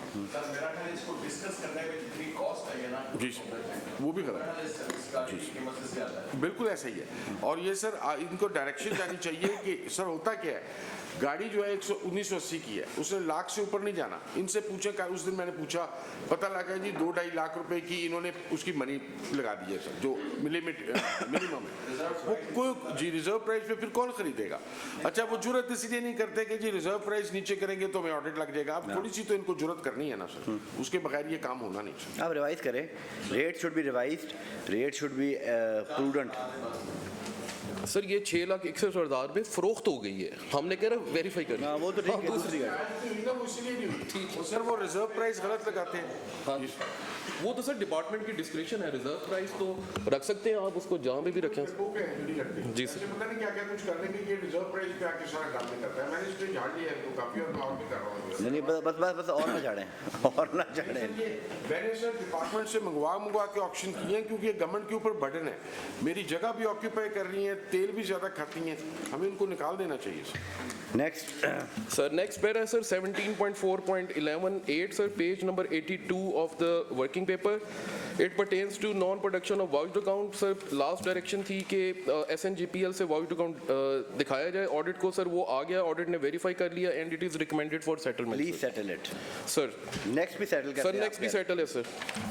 सर उसके बाद sir page number 90 of the working paper 17.4.11.2022 sir, it also relates to non production of record. और PAC ने सर करने के लिए मैंने कहा था PIDA एक्ट के तहत सर आपने क्या उसका उसके सर उन्होंने कहा कि minor penalty of censure under PIDA act upon all the head clerks उन्होंने सर कर दिया है। ठीक है, तो इसमें सर अगर कमेटीज को समझती है कि अगर किसी ठीक है थैंक यू ओके। उसके बाद सर SO अकाउंट्स 1 and 2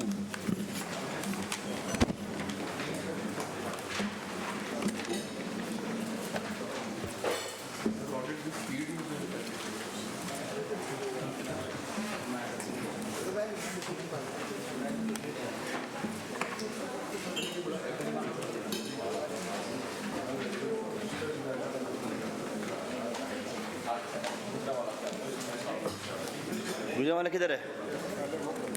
कोई डेप्टी कमिश्नर्स बैठे हैं यहाँ पर? ये नहीं, कोई एक मिनट, अब तो MTO विंग है और कमिश्नर मुल्तान का कोई पैरा है,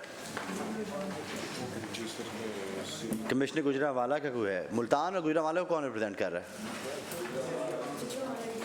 आप आए।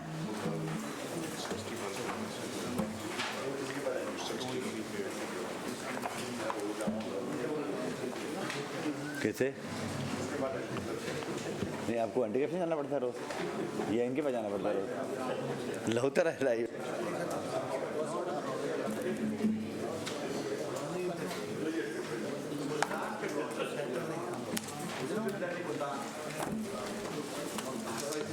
Sir sir Saad bin Khalid, assistant commissioner revenue sir Multan. Sorry, assistant commissioner revenue Multan sir. आप कब आए हैं? Sir 2 months back sir. Assistant commissioner revenue आए हैं सर? Okay sir. किसकी जगह? आपसे पहले कौन थे? सर डॉक्टर मुकर्रम सुल्तान सर। सर फ्लड में सर मुकर्रम को फिर AC जलालपुर लगा दिया था। ठीक है, तो उनकी जगह फिर ये है। चले, वेलकम जी। सर जी आपके 2 पैराज हैं sir. May I start sir? Sir ये कमिश्नर मुल्तान ऑफिस दोनों सेटल सर, सेटल दोनों सेटल्ड हैं करें सर, सेटल जी सर। जाएं आप मुल्तान जाएं।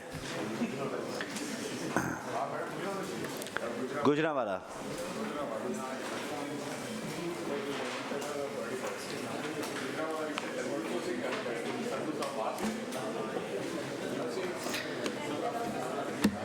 नो मैं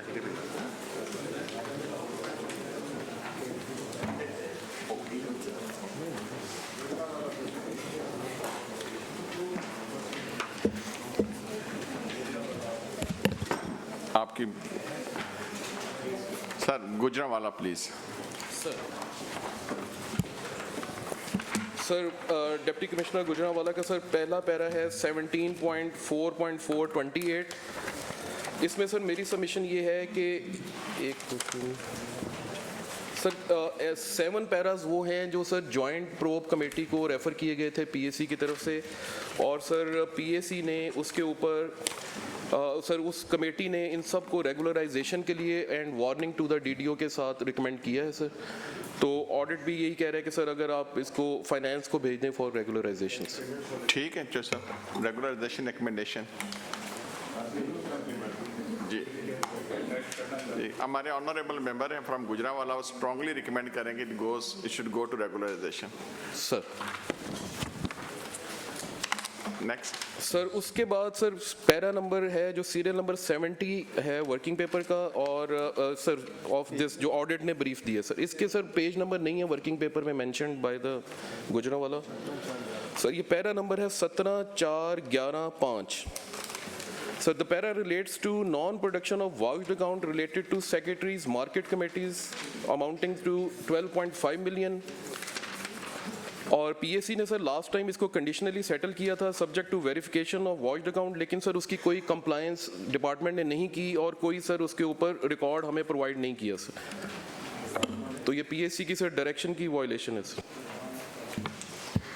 सर 2 दफ़ा हमें वेलफेयर वालों की तरफ से डायरेक्शन आई थी कि आपने जाके सबमिट करवाना है अपना रिकॉर्ड। सर 2 दफ़ा पर्सनली मैं खुद रिकॉर्ड लेके गई हूँ, original record secretary market committee with original record है, उनका सारा स्टाफ वहाँ पर मौजूद रहा। वहाँ पर यही हमें बार बार कहा गया कि जी हम इसको नहीं देख सकते, इसको आप रेगुलर ऑडिट में ले जाएँ। सर लास्ट टाइम भी जो हमारी पीएससी हुई है, सर ने डायरेक्शन दी थी कि अपना सारा रिकॉर्ड लेकर आप जाएँ।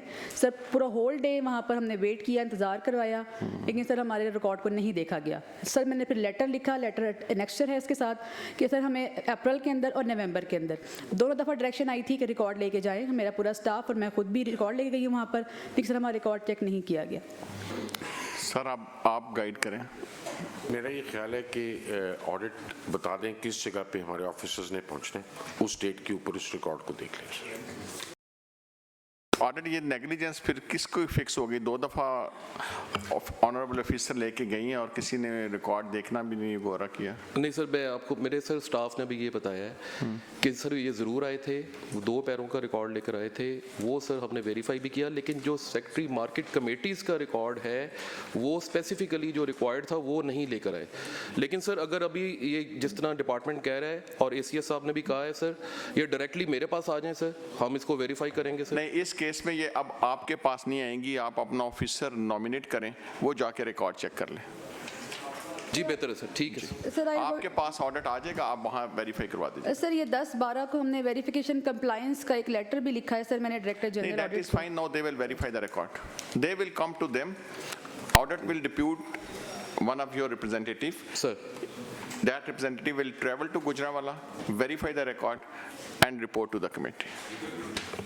ठीक है सर। नेक्स्ट पैरा है 17.4.83 सर, नहीं ये हो गया सर, 17.4.443 सर।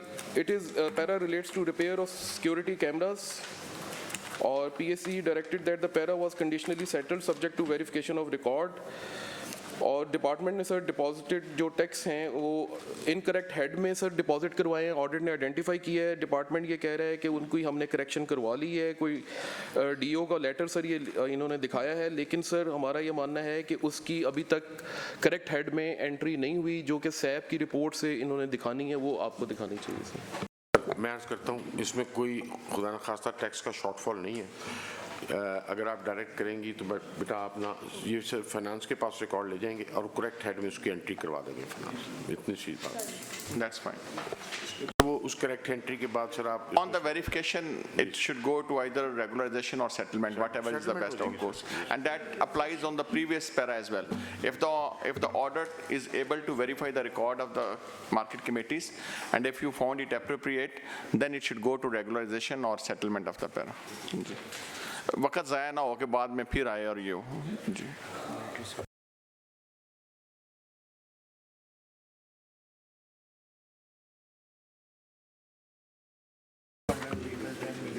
सर एक पैरा इनका अभी एक और है sir 17.4.83 that relates to non-auction of condemned vehicles of ₹10 million sir. Last PSC meeting ने कहा था कि ये कंडीशनली सेटल्ड है subject to auction of aforesaid vehicles. अब सर डिपार्टमेंट ये क्लेम कर रहा है कि उन्होंने ये व्हीकल्स जो हैं वो ट्रांसफ़र कर दी हैं कमिश्नर गुजरांवाला को और कोई रेलिवेंट रिकॉर्ड। सर मैं सर एक रिक्वेस्ट करता हूँ। जी सर। बाज़ औक़ात बड़ी छोटी सी चीज़ का मैसेज कहीं और चला जाता है। इन्होंने एक दो ही व्हीकल्स थी बेटा आपकी? सर एक ही व्हीकल। अच्छा सर, जब इन्होंने कहा ना कि आपने व्हीकल नहीं बेची इस वजह से आपको 1 मिलियन का नुकसान होगा, तो इन्होंने भी डर के तो 1 मिलियन की रिजर्वेशन प्राइस लागना। ठीक है सर। अब ये डरी हुई थी। मैंने कहा बेटा आप वो गाड़ी हमारे पास भिजवा दो, ये भिजवा रहे हैं, मैं उसको नीलाम कर दूं। दिस इज मेरी सर एक छोटी सी रिक्वेस्ट है ऑडिट से कि जो कंडेम्ड व्हीकल है उसको बिकना चाहिए, कोई शक ही नहीं है इसमें जी, मगर आप उसके साथ रकम ना लगाएं प्लीज। ताकि नीचे you are nobody to assess the price. नहीं सर नहीं, वो अपनी तरफ से ऑडिट की इंटेंशन भी ठीक है, मगर ये होता ये है कि इसकी कम्युनिकेशन नीचे क्या होती है कि ये 10 लाख की गड्डी है। नहीं सर, ऑडिट के पास तो कोई ऐसी कॉम्पिटेंस नहीं है ना कि उस सैल्वेज व्हीकल की प्राइस इंडिकेट कर दे कि 10 लाख का नुकसान होगा। इट इज हाइपोथेटिकल दूसरा सर, ये जो लोग डरते हैं ना, सॉरी सर हाइपोथेटिकल नहीं है, ये डिपार्टमेंट का इश्तिहार है। नहीं वो इश्तिहार उसमें सर 10 लाख उन्होंने दिया हुआ है। नहीं वो ACS साहब की ऑब्जर्वेशन बिल्कुल ठीक है सर, हमारा नहीं है सर। मैं आप इसमें सर मैं बताता हूँ, सेल ऑफ कंडेम्ड व्हीकल जो ये इस्तेमाल नहीं कर रहे इनको करनी चाहिए अपने बजट के इंटरेस्ट में, गवर्नमेंट के इंटरेस्ट में, मगर अगर हम वो रकम कहीं भी मेंशन करेंगे ये डर जा। इनका सर इशू क्या है, ये जो रिजर्व प्राइस है वो जरूरत से ज़्यादा रखते हैं, गाड़ी खड़ी रहती है। और ये सिर्फ गाड़ियों के साथ नहीं था, आज से 3 साल पहले जब हम यहाँ आए हैं ना, तो हर डिपार्टमेंट के एक अंदर कमरा था जिसके अंदर पुराने टायर पड़े थे, बिकते नहीं थे, क्योंकि पुराने टायर की कीमत वो लगाते थे कि नहीं जाती थी। अब देखिए वो सारा सेक्रेटेरिएट फारिग कर दिया। तो वो हमारे DCs को भी जरूरत करनी चाहिए और हमें भी उनको बार बार प्रॉड करना चाहिए। Sir agreed, your understanding of this issue and your guidance are very clear and we agree with it. हमें कोई इतराज़ नहीं, आप जिस कीमत पे बिकती हैं बेचें ताकि हमारे पास आए ना, क्योंकि हम इतना पैसा सारे ज़ाया करें इस पे। We agree with your notion sir. Next वाला ख़त्म हो गया सर। ये हाँ जैसे अकाउंट्स के कर गुजरांवाला इज फिनिश्ड। ये military secretary to governor and next is anti corruption, they should be ready as well जी। ये मिलिट्री सेक्रेटरी टू गवर्नर का एक पैरा जी सर। सर ये रिकमेंडेड फॉर सेटलमेंट है सर। उनकी अगर रिप्रेजेंटेशन नहीं है तो sir you can represent, it's already recommended for settlement. तो ठीक है, हमें कोई ज़रूरत नहीं है उनको, आप उनको कन्वे कर दीजिएगा दिस इज सेटल्ड सर। ठीक, and anti corruption now please. Anti corruption authority serial number 85 जो sir 85 director anti corruption region B Lahore.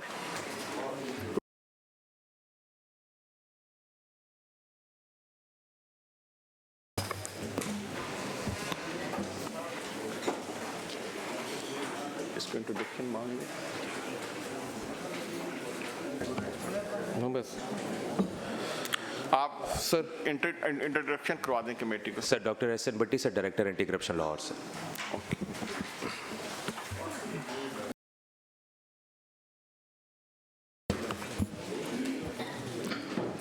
Sir ये फर्स्ट पैरा सर, बल्कि सर जो 5-7 पैराज हैं ये सर बड़े छोटे छोटे एक्सपेंडिचर के और स्प्लिटिंग के हवाले से पैराज हैं।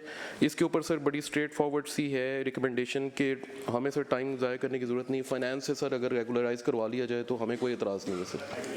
सर हमने इसके जितने भी ऑब्जेक्शन सर मैंने कल भी अख्तर साहब से रिक्वेस्ट की थी सर, मैं इस फोरम से फिर करूंगा कि सर जो हमारे delegation of financial park rules है ना, जहाँ पे प्रोक्योरमेंट का मेथड और तरह का है, उनमें थोड़ी बहुत गुंजाइश। अख्तर साहब प्लीज़ आप FS को मैसेज दीजिए।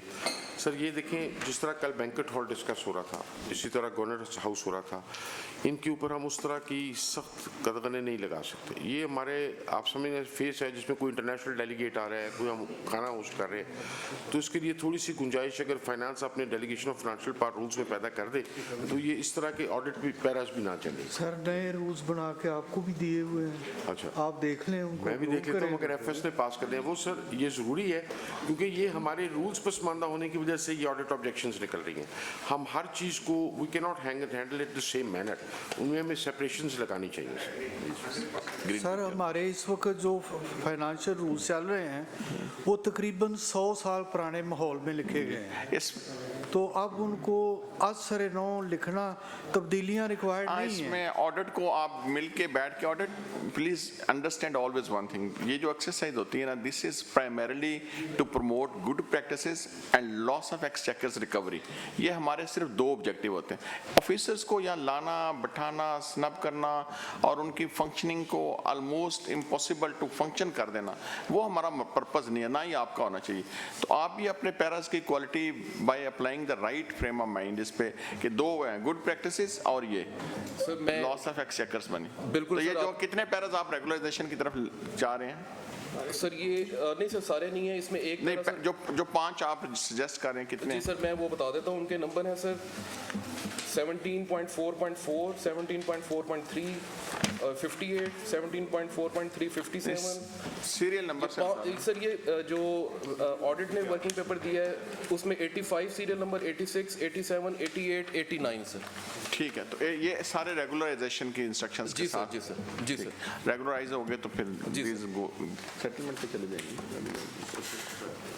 सर ये सब्जेक्ट टू रेगुलराइजेशन। जी सर बिल्कुल ठीक है, thank you. Next 90 sir next para जो 90 नंबर सीरियल पे है 17.4.511 सर, इसके ऊपर सर रिकवरी ऑफ पे एंड अलाउंसेस है 5,84,000 की, डिपार्टमेंट उसको एडमिट भी कर रहा है सर, अगर ये उसको रिकवरी को सबमिट कर देते हैं तो ये भी पैरा सेटल हो सकता है। जी सर इसके सर गुजारिश है, रिकवरी सर हमने शुरू कर ली, कांस्टेबल था शरोज, उसकी मंथली सैलरी से डिडक्ट हो रहा है, 75,000 रुपए रह गया, वो भी हर महीने उसकी मंथली सैलरी से डिडक्ट होता जाएगा सर, तो थोड़ा टाइम लग जाएगा लेकिन सर अगर उसकी एडवाइस ऑडिट हो गई तो हमारे रिकॉर्ड में लगनी चाहिए। रिकवरी की एडवाइस अगर पे में लग गई है तो उसको मुकम्मल तस्वुर किया जाए। ठीक है, एडवाइस दे दें सर वो लग गई है तो फिर it should go to settlement. जी सर रिकवरी में चला जाए और हमारे भी रिकवरी के हेड में शुड रिफ्लेक्ट है। जी sir okay thank you. Next sir next para sir है, ये भी सर उसी रेगुलराइजेशन में ही जाएगा जो पहले सर अभी हमने डिसाइड किया, ये 691 नंबर पे सर। ठीक है ठीक सर। नेक्स्ट जो दो पैरास हैं वो नॉन प्रोडक्शन ऑफ रिकॉर्ड है, उसके ऊपर सर कमेटी डायरेक्ट कर दे कि अगर आप प्रोड्यूस कर दें रिकॉर्ड्स। सर वो रिकॉर्ड हमने प्रोवाइड कर दिया हुआ है सर, दे दिया सर। इसके ऊपर नहीं, record has been produced. जी sir. Has been verified by audit. जी सर जी sir. Audit, can you verify it? Sir मुझे 1 मिनट दे, मैं जरा वर्क चेक कर। जी सर उन्होंने वो एक रिपोर्ट दी है कि इतने केस हमने जी सर ये दे दिया सर, तो ये सेटल्ड रिकॉर्ड दे दिया sir. So both paras are directed to for settlement. जी सर। और सर जो लास्ट 2 पैरास हैं ये भी सर फाइनेंस की रेगुलराइजेशन के लिए सर जाएंगे सर। एक 94, 95 किस? जी सर। सर पैरा नंबर 17.4.343 है और 52 है। So both are recommended for regularization. Yes. इसके अंदर भी सर जो क्वारीज थी हमने पूरी कर दी हुई है, सारी दे दी थी। बस सर क्योंकि माइनर वायलेशन पेपरा की इन्वॉल्व हैं तो उसकी सर रेगुलराइजेशन रिक्वायर्ड है। तो बस regularization and settlement. Thank you. जी सर बाकी चीज़ें दे दी।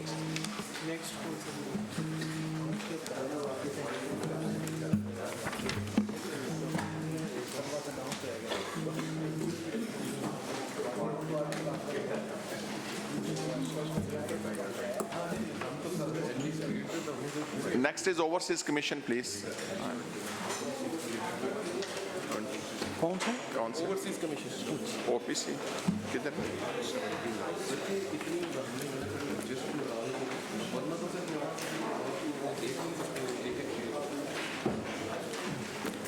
जा रहे हो?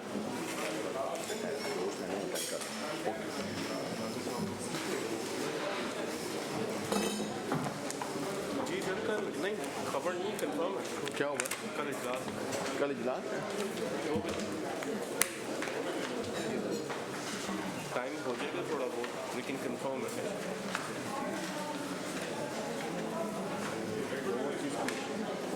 गवर्नमेंट ने कॉल किया।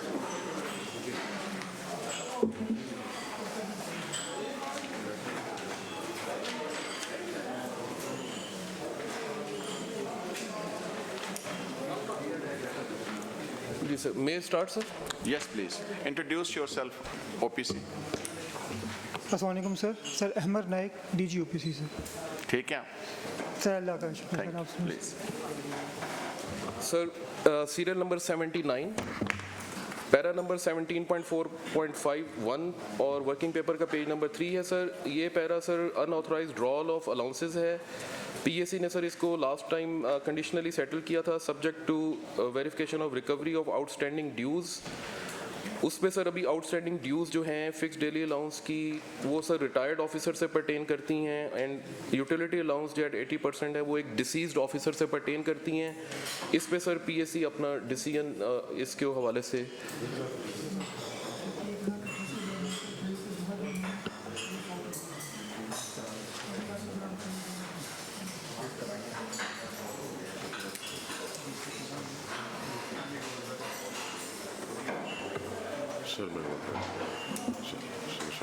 सर ये इतना अमाउंट नहीं है जी, बंदा फौत हो गया सर, इसको सेटल कर दीजिए। सेटल करने सर, उसकी पे में गया था एडिशनल। जी ठीक है, एग्रीड सर।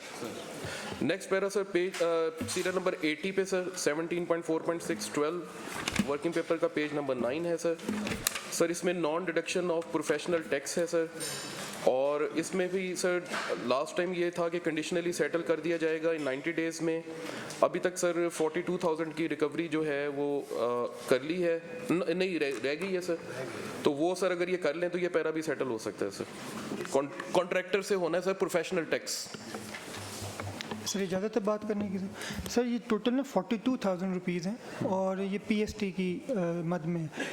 लॉ ये कहता है कि अगर एक फ़र्म 10 बंदों से कम कंप्राइज करती है तो 1,500 रुपया रिकवर किया जाएगा, और अगर 10 बंदों से ज़्यादा है तो फिर 5,000 रुपया।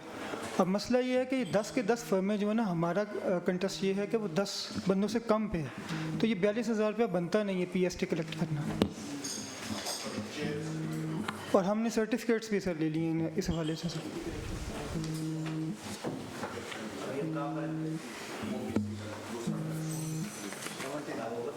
पेज नंबर 9 पे सर।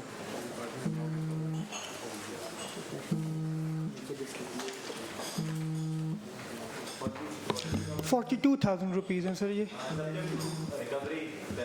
सर इसमें मैं गुजारिश करूं सर। जी सर। सर गुजारिश ये है कि टोटल ना जब ये पैरा बना था तो 18 लोगों का बनाया गया था, 6 का तो ऑडिट ने रिकंसाइल कर लिया, बाकी रह गए 12 लोग। ऑडिट का कहना ये है कि हर बंदे से 5,000 रुपया आपने PST कलेक्ट करना है। हमारा कहना ये है कि लॉ ये कहता है कि अगर एक फर्म में 10 लोगों से कम लोग काम करते हैं तो फिर आपने 1,500 रुपया लेना है, 5,000 रुपया नहीं लेना। सर ये छोटे छोटे से वेंडर्स हैं जिनके पास तो शायद 1-2 बंदे भी ना हों सर। तो हमारा जो कलेक्शन है वो ठीक है, और 42,000 रुपया कलेक्ट करना नहीं बनता। हमने बल्कि सर सर्टिफिकेट्स भी ले लिए हैं लास्ट बंदों के बाद ना उनसे कि उनके पास बंदे 10 से कम काम करते हैं। सर ये it is not about PST, it is about professional tax, और ये प्रोफेशनल टैक्स है, आप इसको कंफ्यूज कर रहे हैं आई थिंक PST के साथ। तो ये प्रोफेशनल टैक्स है सर, और वो इसके ऊपर लास्ट टाइम भी PAC की डायरेक्शन थी रिकवरी की, और डिपार्टमेंट को तो अब सर रिकवरी इसके ऊपर करनी थी, सिर्फ 42,000 की अमाउंट है। जी ठीक है सर। सर नेक्स्ट पैरा है सर 17.4.65 सर। ये सर सेटल्ड है। ये PST की जो बात हो रही है सर वो इस हवाले से थी, वो ये इस पे रिकवरी वेरीफाई कर ली ऑडिट ने सर। सर नेक्स्ट पैरा भी सेटल्ड है sir. Settle next sir 83 serial पे है sir 17.4.441 sir. It relates to PEPRA violations, और ये जॉइंट कमेटी को सर सीनियर ऑफिसर्स को रेफ़र किया गया था। उन्होंने कमेटी ने कहा कि बिड एवेल्युएशन रिपोर्ट्स जो हैं वो अपलोड नहीं किए गए, पेपरा की वायलेशंस तो हैं, और DDO को स्ट्रिक्ट वार्निंग का कहा गया, और मैटर को सर अब फाइनेंस को अगर भेजा जाए फॉर रेगुलराइजेशन, ये कमेटी की सर ये ठीक। सर नेक्स्ट 84 पे है 17.4.442 सर। ये रिपेयर ऑफ व्हीकल्स का है सर। ये भी सेम जॉइंट कमेटी को भेजा गया था और रेगुलराइजेशन के लिए प्रपोज हुआ कर दे regular sir.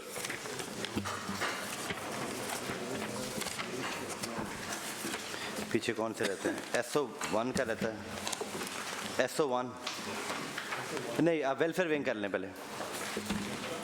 Welfare wing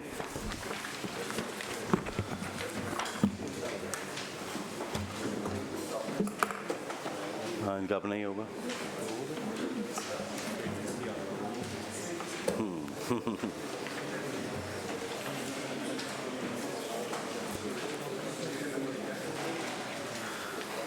$24.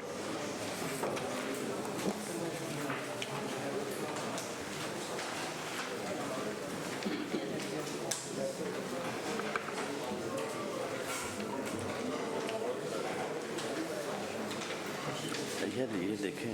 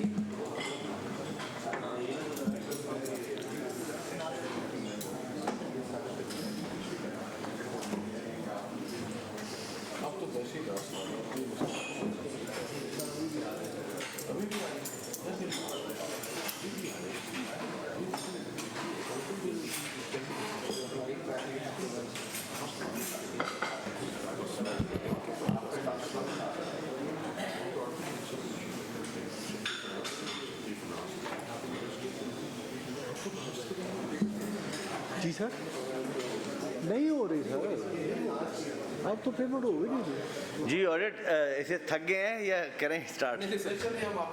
Sir ये आपस में पहले हो जाता तो इधर आता ही ना मसला। आ गया सर, ये विंग को क्या कर रहे हैं हम? Welfare wing sir, serial number 24 है सर। सर इनके सर ऑलमोस्ट ये सर सारे पैरास में सर ये देख रहा था कि ये प्रोब कमेटी को ही रेफ़र हुए थे और प्रोब कमेटी ने सर माइनर वायलेशंस पेपरा की ऑब्जर्व की हैं सर। कहीं पे बिड एवेल्युएशन रिजल्ट्स नहीं अपलोड किए गए और कहीं पे सर टेक्निकल एवेल्युएशन रिपोर्ट्स जो हैं वो अपलोड नहीं की गई। तो ये सर जनरली वही वायलेशंस ऑफ पेपरा ही हैं और जनरल इस पे गाइडलाइन यही है कि इन सब को रेगुलराइज करवा लिया जाए फाइनेंस से सर। बट विद डिस्प्लेयर मैं महसूस करता हूँ जो मेरा ख्याल है इस हुकूमत में पिछले 1.5 साल में जो बड़ा काम हुआ है, अब कैश पेमेंट हो ही नहीं सकती। अब सर रास्त अकाउंट खुल गए हैं, इवन मेरी तनख्वाह जब आती है तो मुझे मोबाइल पे नोटिफिकेशन आता है सर। अब तो मेरा नहीं ख्याल कि ये मामला कैश वाला रह गया है सर। तो जो दूसरे मामले थे उस पे सर हम पेपरा के रूल्स को ठीक करेंगे। असल तो मकसद होना चाहिए कि हम खुदा न खास्ता जो लीकेज ऑफ मनी है या मिस अप्रोप्रिएशन को ब्लॉक करें, बजाय इसके कि प्रोसीजर हैजर्ड्स क्रिएट करें। तो वो जो प्रोक्योरमेंट प्लान और उसका वो मामला है उसको हम रूल्स के ज़रिए एड्रेस करेंगे। कैश वाला सर आइंदा मसला आना ही नहीं है सर, क्योंकि अब वो सारे रास्ते बंद हो गए हैं, अब सारा कुछ डिजिटल पेमेंट पे है। तो ये रेगुलराइज जब करेंगे तो फाइनेंस करेगी प्रोब? प्रोब हो गया ना सर, प्रेब कमेटी की रिकमेंडेशन फाइनेंस अपना खुद करेगा काम। फाइनेंस विदाउट प्रोब रेगुलर करेगा नहीं? नहीं सर, प्रोब तो हुई है ऑफिसर्स की जानब से, रिकमेंडेशंस आई। आप कहेंगे तो क्यों नहीं करेगा सर? नहीं सर, नहीं सर ये बात नहीं है सर। ये उस कमेटी में बैठे थे, मैंने सर उस कमेटी को विजिट भी नहीं किया, ना इनको इन्फ्लुएंस किया सर। पूछ लीजिए। कह रहे सारे पैरास रेगुलराइज करें। इसमें सर 2 पैरास हैं जिसमें रिकवरी भी इन्वॉल्व है। तो वो सर वो कौन से हैं दो? वो सर 38 सीरियल नंबर पे और 39 सीरियल नंबर पे सर। तो उसकी सर वेरिफिकेशन है, जीएसटी की रिकवरी है सर, उस पे कमेटी अगर डायरेक्ट दे के इनिशिएट करें सर।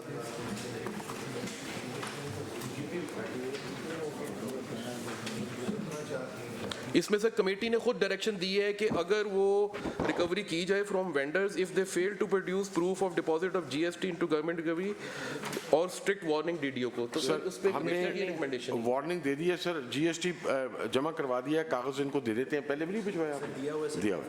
वेरीफाई करें सर, जीएसटी वेरीफाई करें, उस बात को खत्म कर दें। फिर रेगुलर होगा या फिर सर रेगुलराइज ही होगा सर, फिर भी रेगुलराइज करें, फिर सेटल नहीं होगा? जी sir, subject to regularisation by finance settle ही होगा, लेकिन सर रिकवरी हमें वेरीफाई तो करनी है ना सर। सब्जेक्ट टू वेरिफिकेशन मैं ये कह रहा हूँ। जी सर, बिल्कुल सर। और दूसरी रिकवरी सर वो भी सेम है सर, वो भी कर लें, दोनों की रिकवरी होगी सर? जी फ्री हो गई है, हम इनको कागज दिखा देते हैं सर, वो अगर अप्रूव करेंगे फाइनेंस उसको रेगुलराइज करते हैं। ठीक,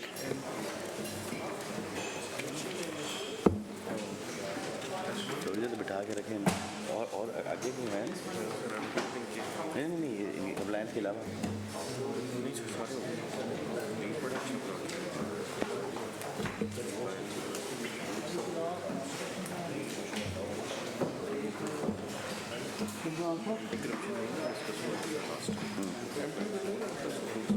अच्छा सारे सेटल कर दिए एंटी करप्शन अपना को ना हौसला हो को काम घटाया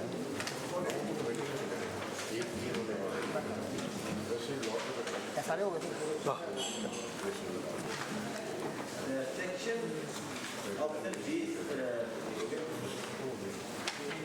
सर एमटीओ विंग अगर आप कहते हैं तो सर वो किया जा सकता है। MTO wing sir serial number 51 है।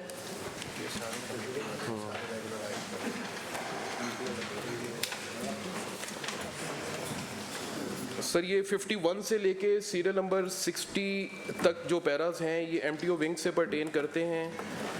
और सर लास्ट पैरा जो है 60 नंबर वो रिकमेंडेड फॉर सेटलमेंट है, और उससे ऊपर सर जो 9 पैरास हैं ये उसी प्रोब कमेटी को सबमिट किए गए थे और strict warning to DDO recommend की गई है। और पहले डिसीजन ले लें, पैरा 17.4.5 /12 सेटल नो सॉरी नहीं सर 17.4.11 जी सर वो 17.4.11 ब्रैकेट में 6 जो है at page number 135 of the working paper is settled, ये सेटल्ड है। ठीक, अब बताएं सर। इससे ऊपर 51 से लेके 59 सीरियल नंबर तक ये सारे पैरा सर प्रोब कमेटी को ही रेफर किए गए थे, और उनकी सर इसी के ऊपर वही रिकमेंडेशन है कि क्योंकि ये पेपरा की वायलेशंस हैं और डीडीओ को वार्निंग है, पैटी एक्सपेंडिचर्स हैं जो किए गए हैं, और इसको रेगुलराइजेशन बाय फाइनेंस डिपार्टमेंट कह रही है सर प्रोब कमेटीज। ठीक है सर, ठीक है, इसको कर लें रेगुलर।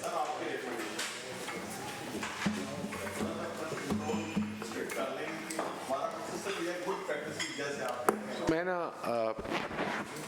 मेरा स्पेशल पॉइंट ऑफ व्यू बड़ा डिफरेंट है sir. It's not actually bought by any in the polity. मेरा तो ख्याल है कि इस दिन फाइनेंस सेक्रेटरी को या फाइनेंस डिपार्टमेंट के रेप को यहाँ आके कमेटी को या मेंबरान को बताना चाहिए कि एक्चुअल कॉस्ट पीयूएल की या गाड़ियों की क्या है against the total budget and services we provide sir.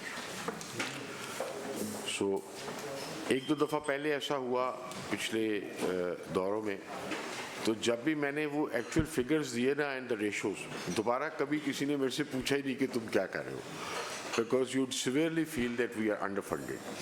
But फिर भी सर हम कोशिश करते हैं इसको जितना ज़ाब्ते में रख सकें हम उसको रखें। तो अगर इन्होंने अपना रिकॉर्ड दिखा दिया है और ऑडिट उससे मुतमिन है तो उसको सेटल कर दिया। मैं फिर भी अख्तर साहब से रिक्वेस्ट करूँगा कि आप किसी वक्त चेयरमैन साहब को जो है ना एक प्रोपोर्शन दें अपना जो आपका पीयूएल का हेड है उसमें से of the total budget of the Punjab, the total development budget, the total, तो वो सर आप ज़रूर देखें सर, वो एक आई ओपनर है सर। तो इट्स वेरी इंपॉर्टेंट सर कि और मैं सर एक हमने डिफरेंट डिपार्टमेंट के देखे हैं, होम डिपार्टमेंट का हुआ था तो पुलिस के हमने देखे हैं POL, बाकी डिपार्टमेंट का भी POL देखा है।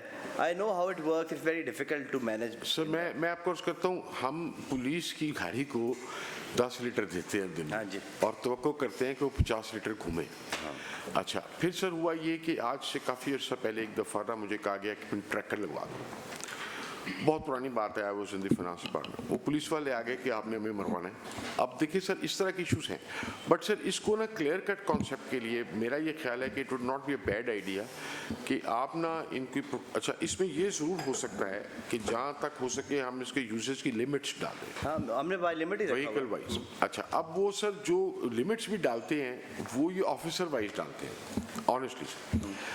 इसमें भी it should be vehicle wise. मैं सर आपको अर्ज करता हूँ, मेरे पास एक ऐसी गाड़ी है जो सारा साल नहीं चलती क्योंकि वो बुलेट प्रूफ है या 6 डोर है, वो सिर्फ आएगी अगर प्रेसिडेंट साहब तशरीफ लाते हैं, प्राइम मिनिस्टर साहब। एक गाड़ी है जो सारा दिन प्रोटोकॉल के लिए चलती रहती है, हमने लिमिट्स ब्रैकेट की हुई है, वो आई एम होप उस पर हम और फाइनेंस बैठ के उसका रास्ता निकालते हैं, उसको रैशनलाइज होना चाहिए। जी sir, to limit the usage या जो भी आप अगर कोई स्पॉइल हो रहा है एंड ऑल्सो इंश्योरिंग कि हमारी जो एफिशिएंसी है वो कॉम्प्रोमाइज़ ना हो।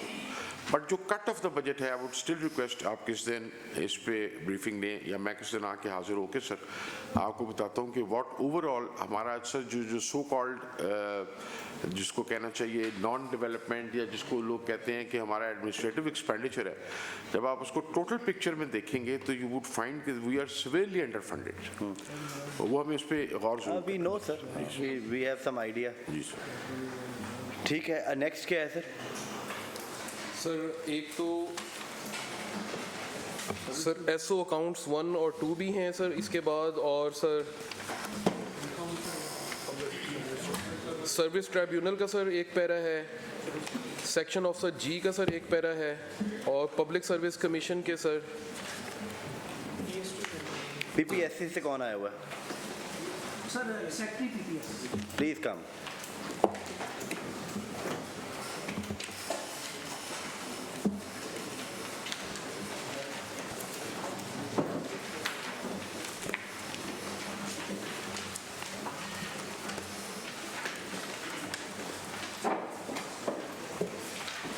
Afzal Ahmed secretary PPSC sir.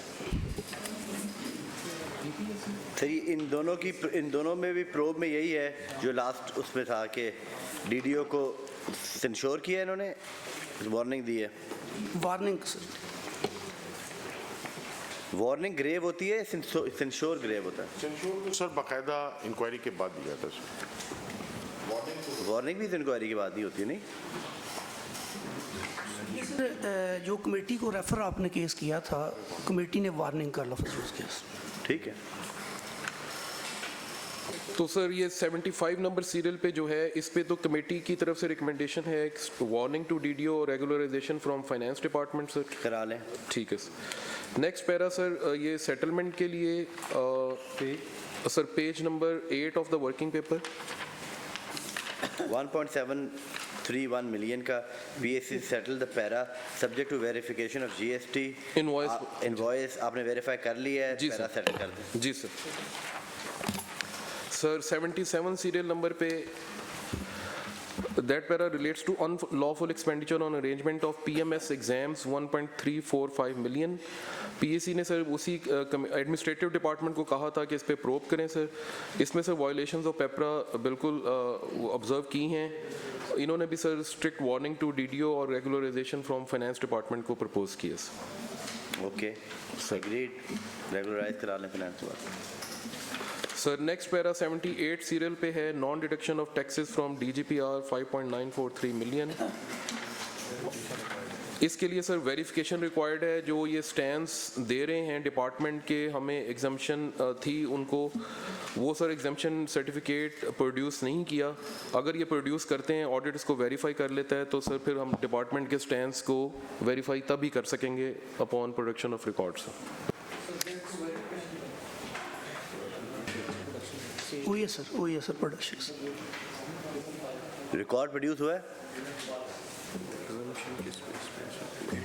Sir ये कह रहे हैं कि हमारे पास एग्जाम्पशन मौजूद है, एग्जाम्पशन सर्टिफिकेट नहीं दिखाया सर हमें। एग्जाम्पशन सर्टिफिकेट या एग्जाम्पशन की कोई डायरेक्टिव कोई वो किसी फॉर्म में भी एग्जाम्पशन का कोई कागज़ है? सर इसमें असल में इशू लास्ट मीटिंग में भी सर मैंने अर्ज़ करने की कोशिश की थी। हमने सर पीआरए को भी लेटर लिखा, हमने डीजीपीआर को लिखा, सर जवाब मेरे पास है सर। वो सर ये कहते हैं कि इस इशू पे पॉलिसी बहुत क्लियर है और ये अक्रॉस द बोर्ड सर सारे पंजाब पे ऐसे ही हो रहा है। हमारे ऊपर जो पैरा बना है वो ये बना है कि हमने 100% जो बिल होता है उसका 15% काटना है, वो हमने काटा हुआ है सर। ऑडिट का सर ये है कि इस पे 100% पे काटना है सर। सर मेरा ख्याल है पहले सुन लें कि ये इशू क्या है सर, उसके बाद ऑलरेडी इशू क्या है? 78 सर हम ये कह रहे हैं कि 10% इनकम टैक्स ऑन एजेंसी जो 15% कमीशन उनका बनता है, उसके ऊपर आपने 10% जो इनकम टैक्स था वो नहीं काटा सर। 15% ऑफ द वैल्यू के ऊपर 10% काटना है? जी सर, यही वो भी यही कह रहे हैं। इनकम टैक्स पीएसटी तो सर 16% है, लेकिन इनकम टैक्स की बात हो रही है 10%।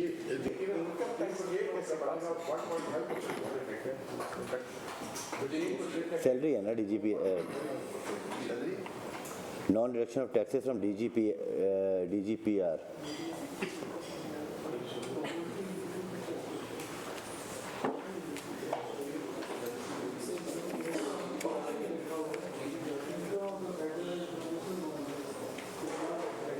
Please address the chair as well.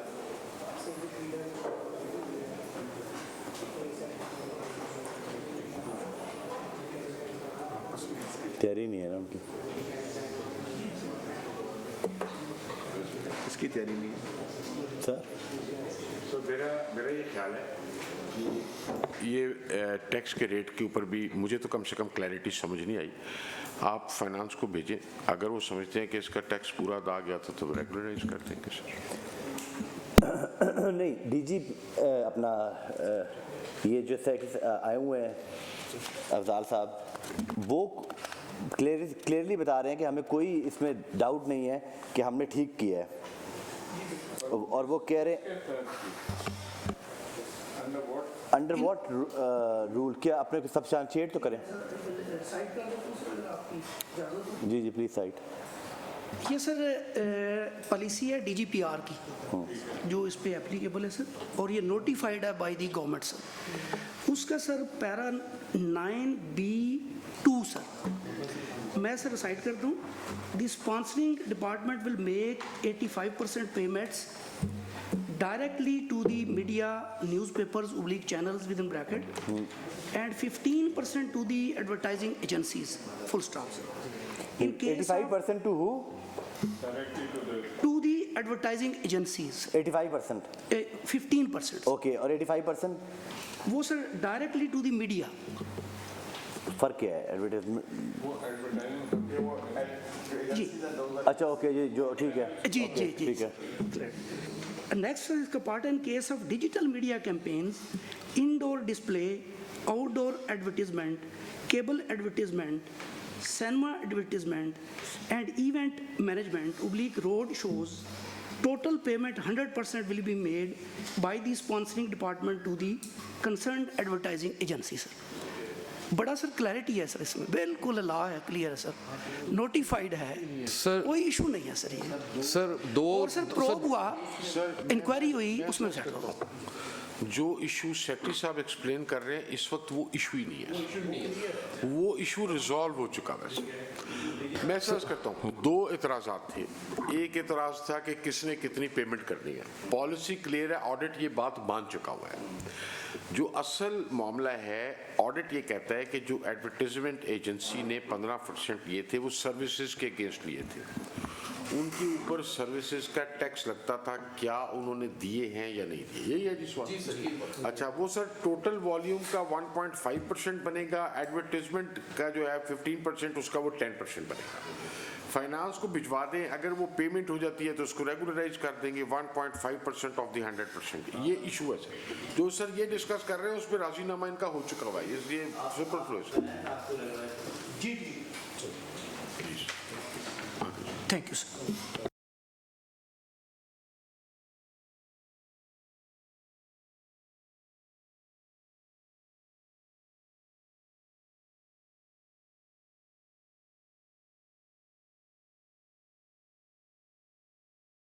Service tribunal sir एक पैरा है उनका। जी सर, सर सीरियल नंबर 74 पे है और सर ये भी इन्होंने स्ट्रिक्ट वार्निंग भी इशू कर दी है mister Amir Salim then registrar DDO को सर, और मैटर रिकमेंड हुआ है for regularisation from finance departments.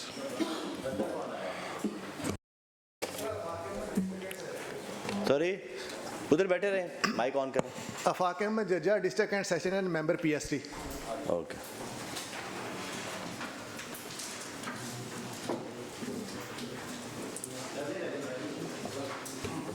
Thank you very much. Thank you. काफ़ी डार्क निकाल दी हमने।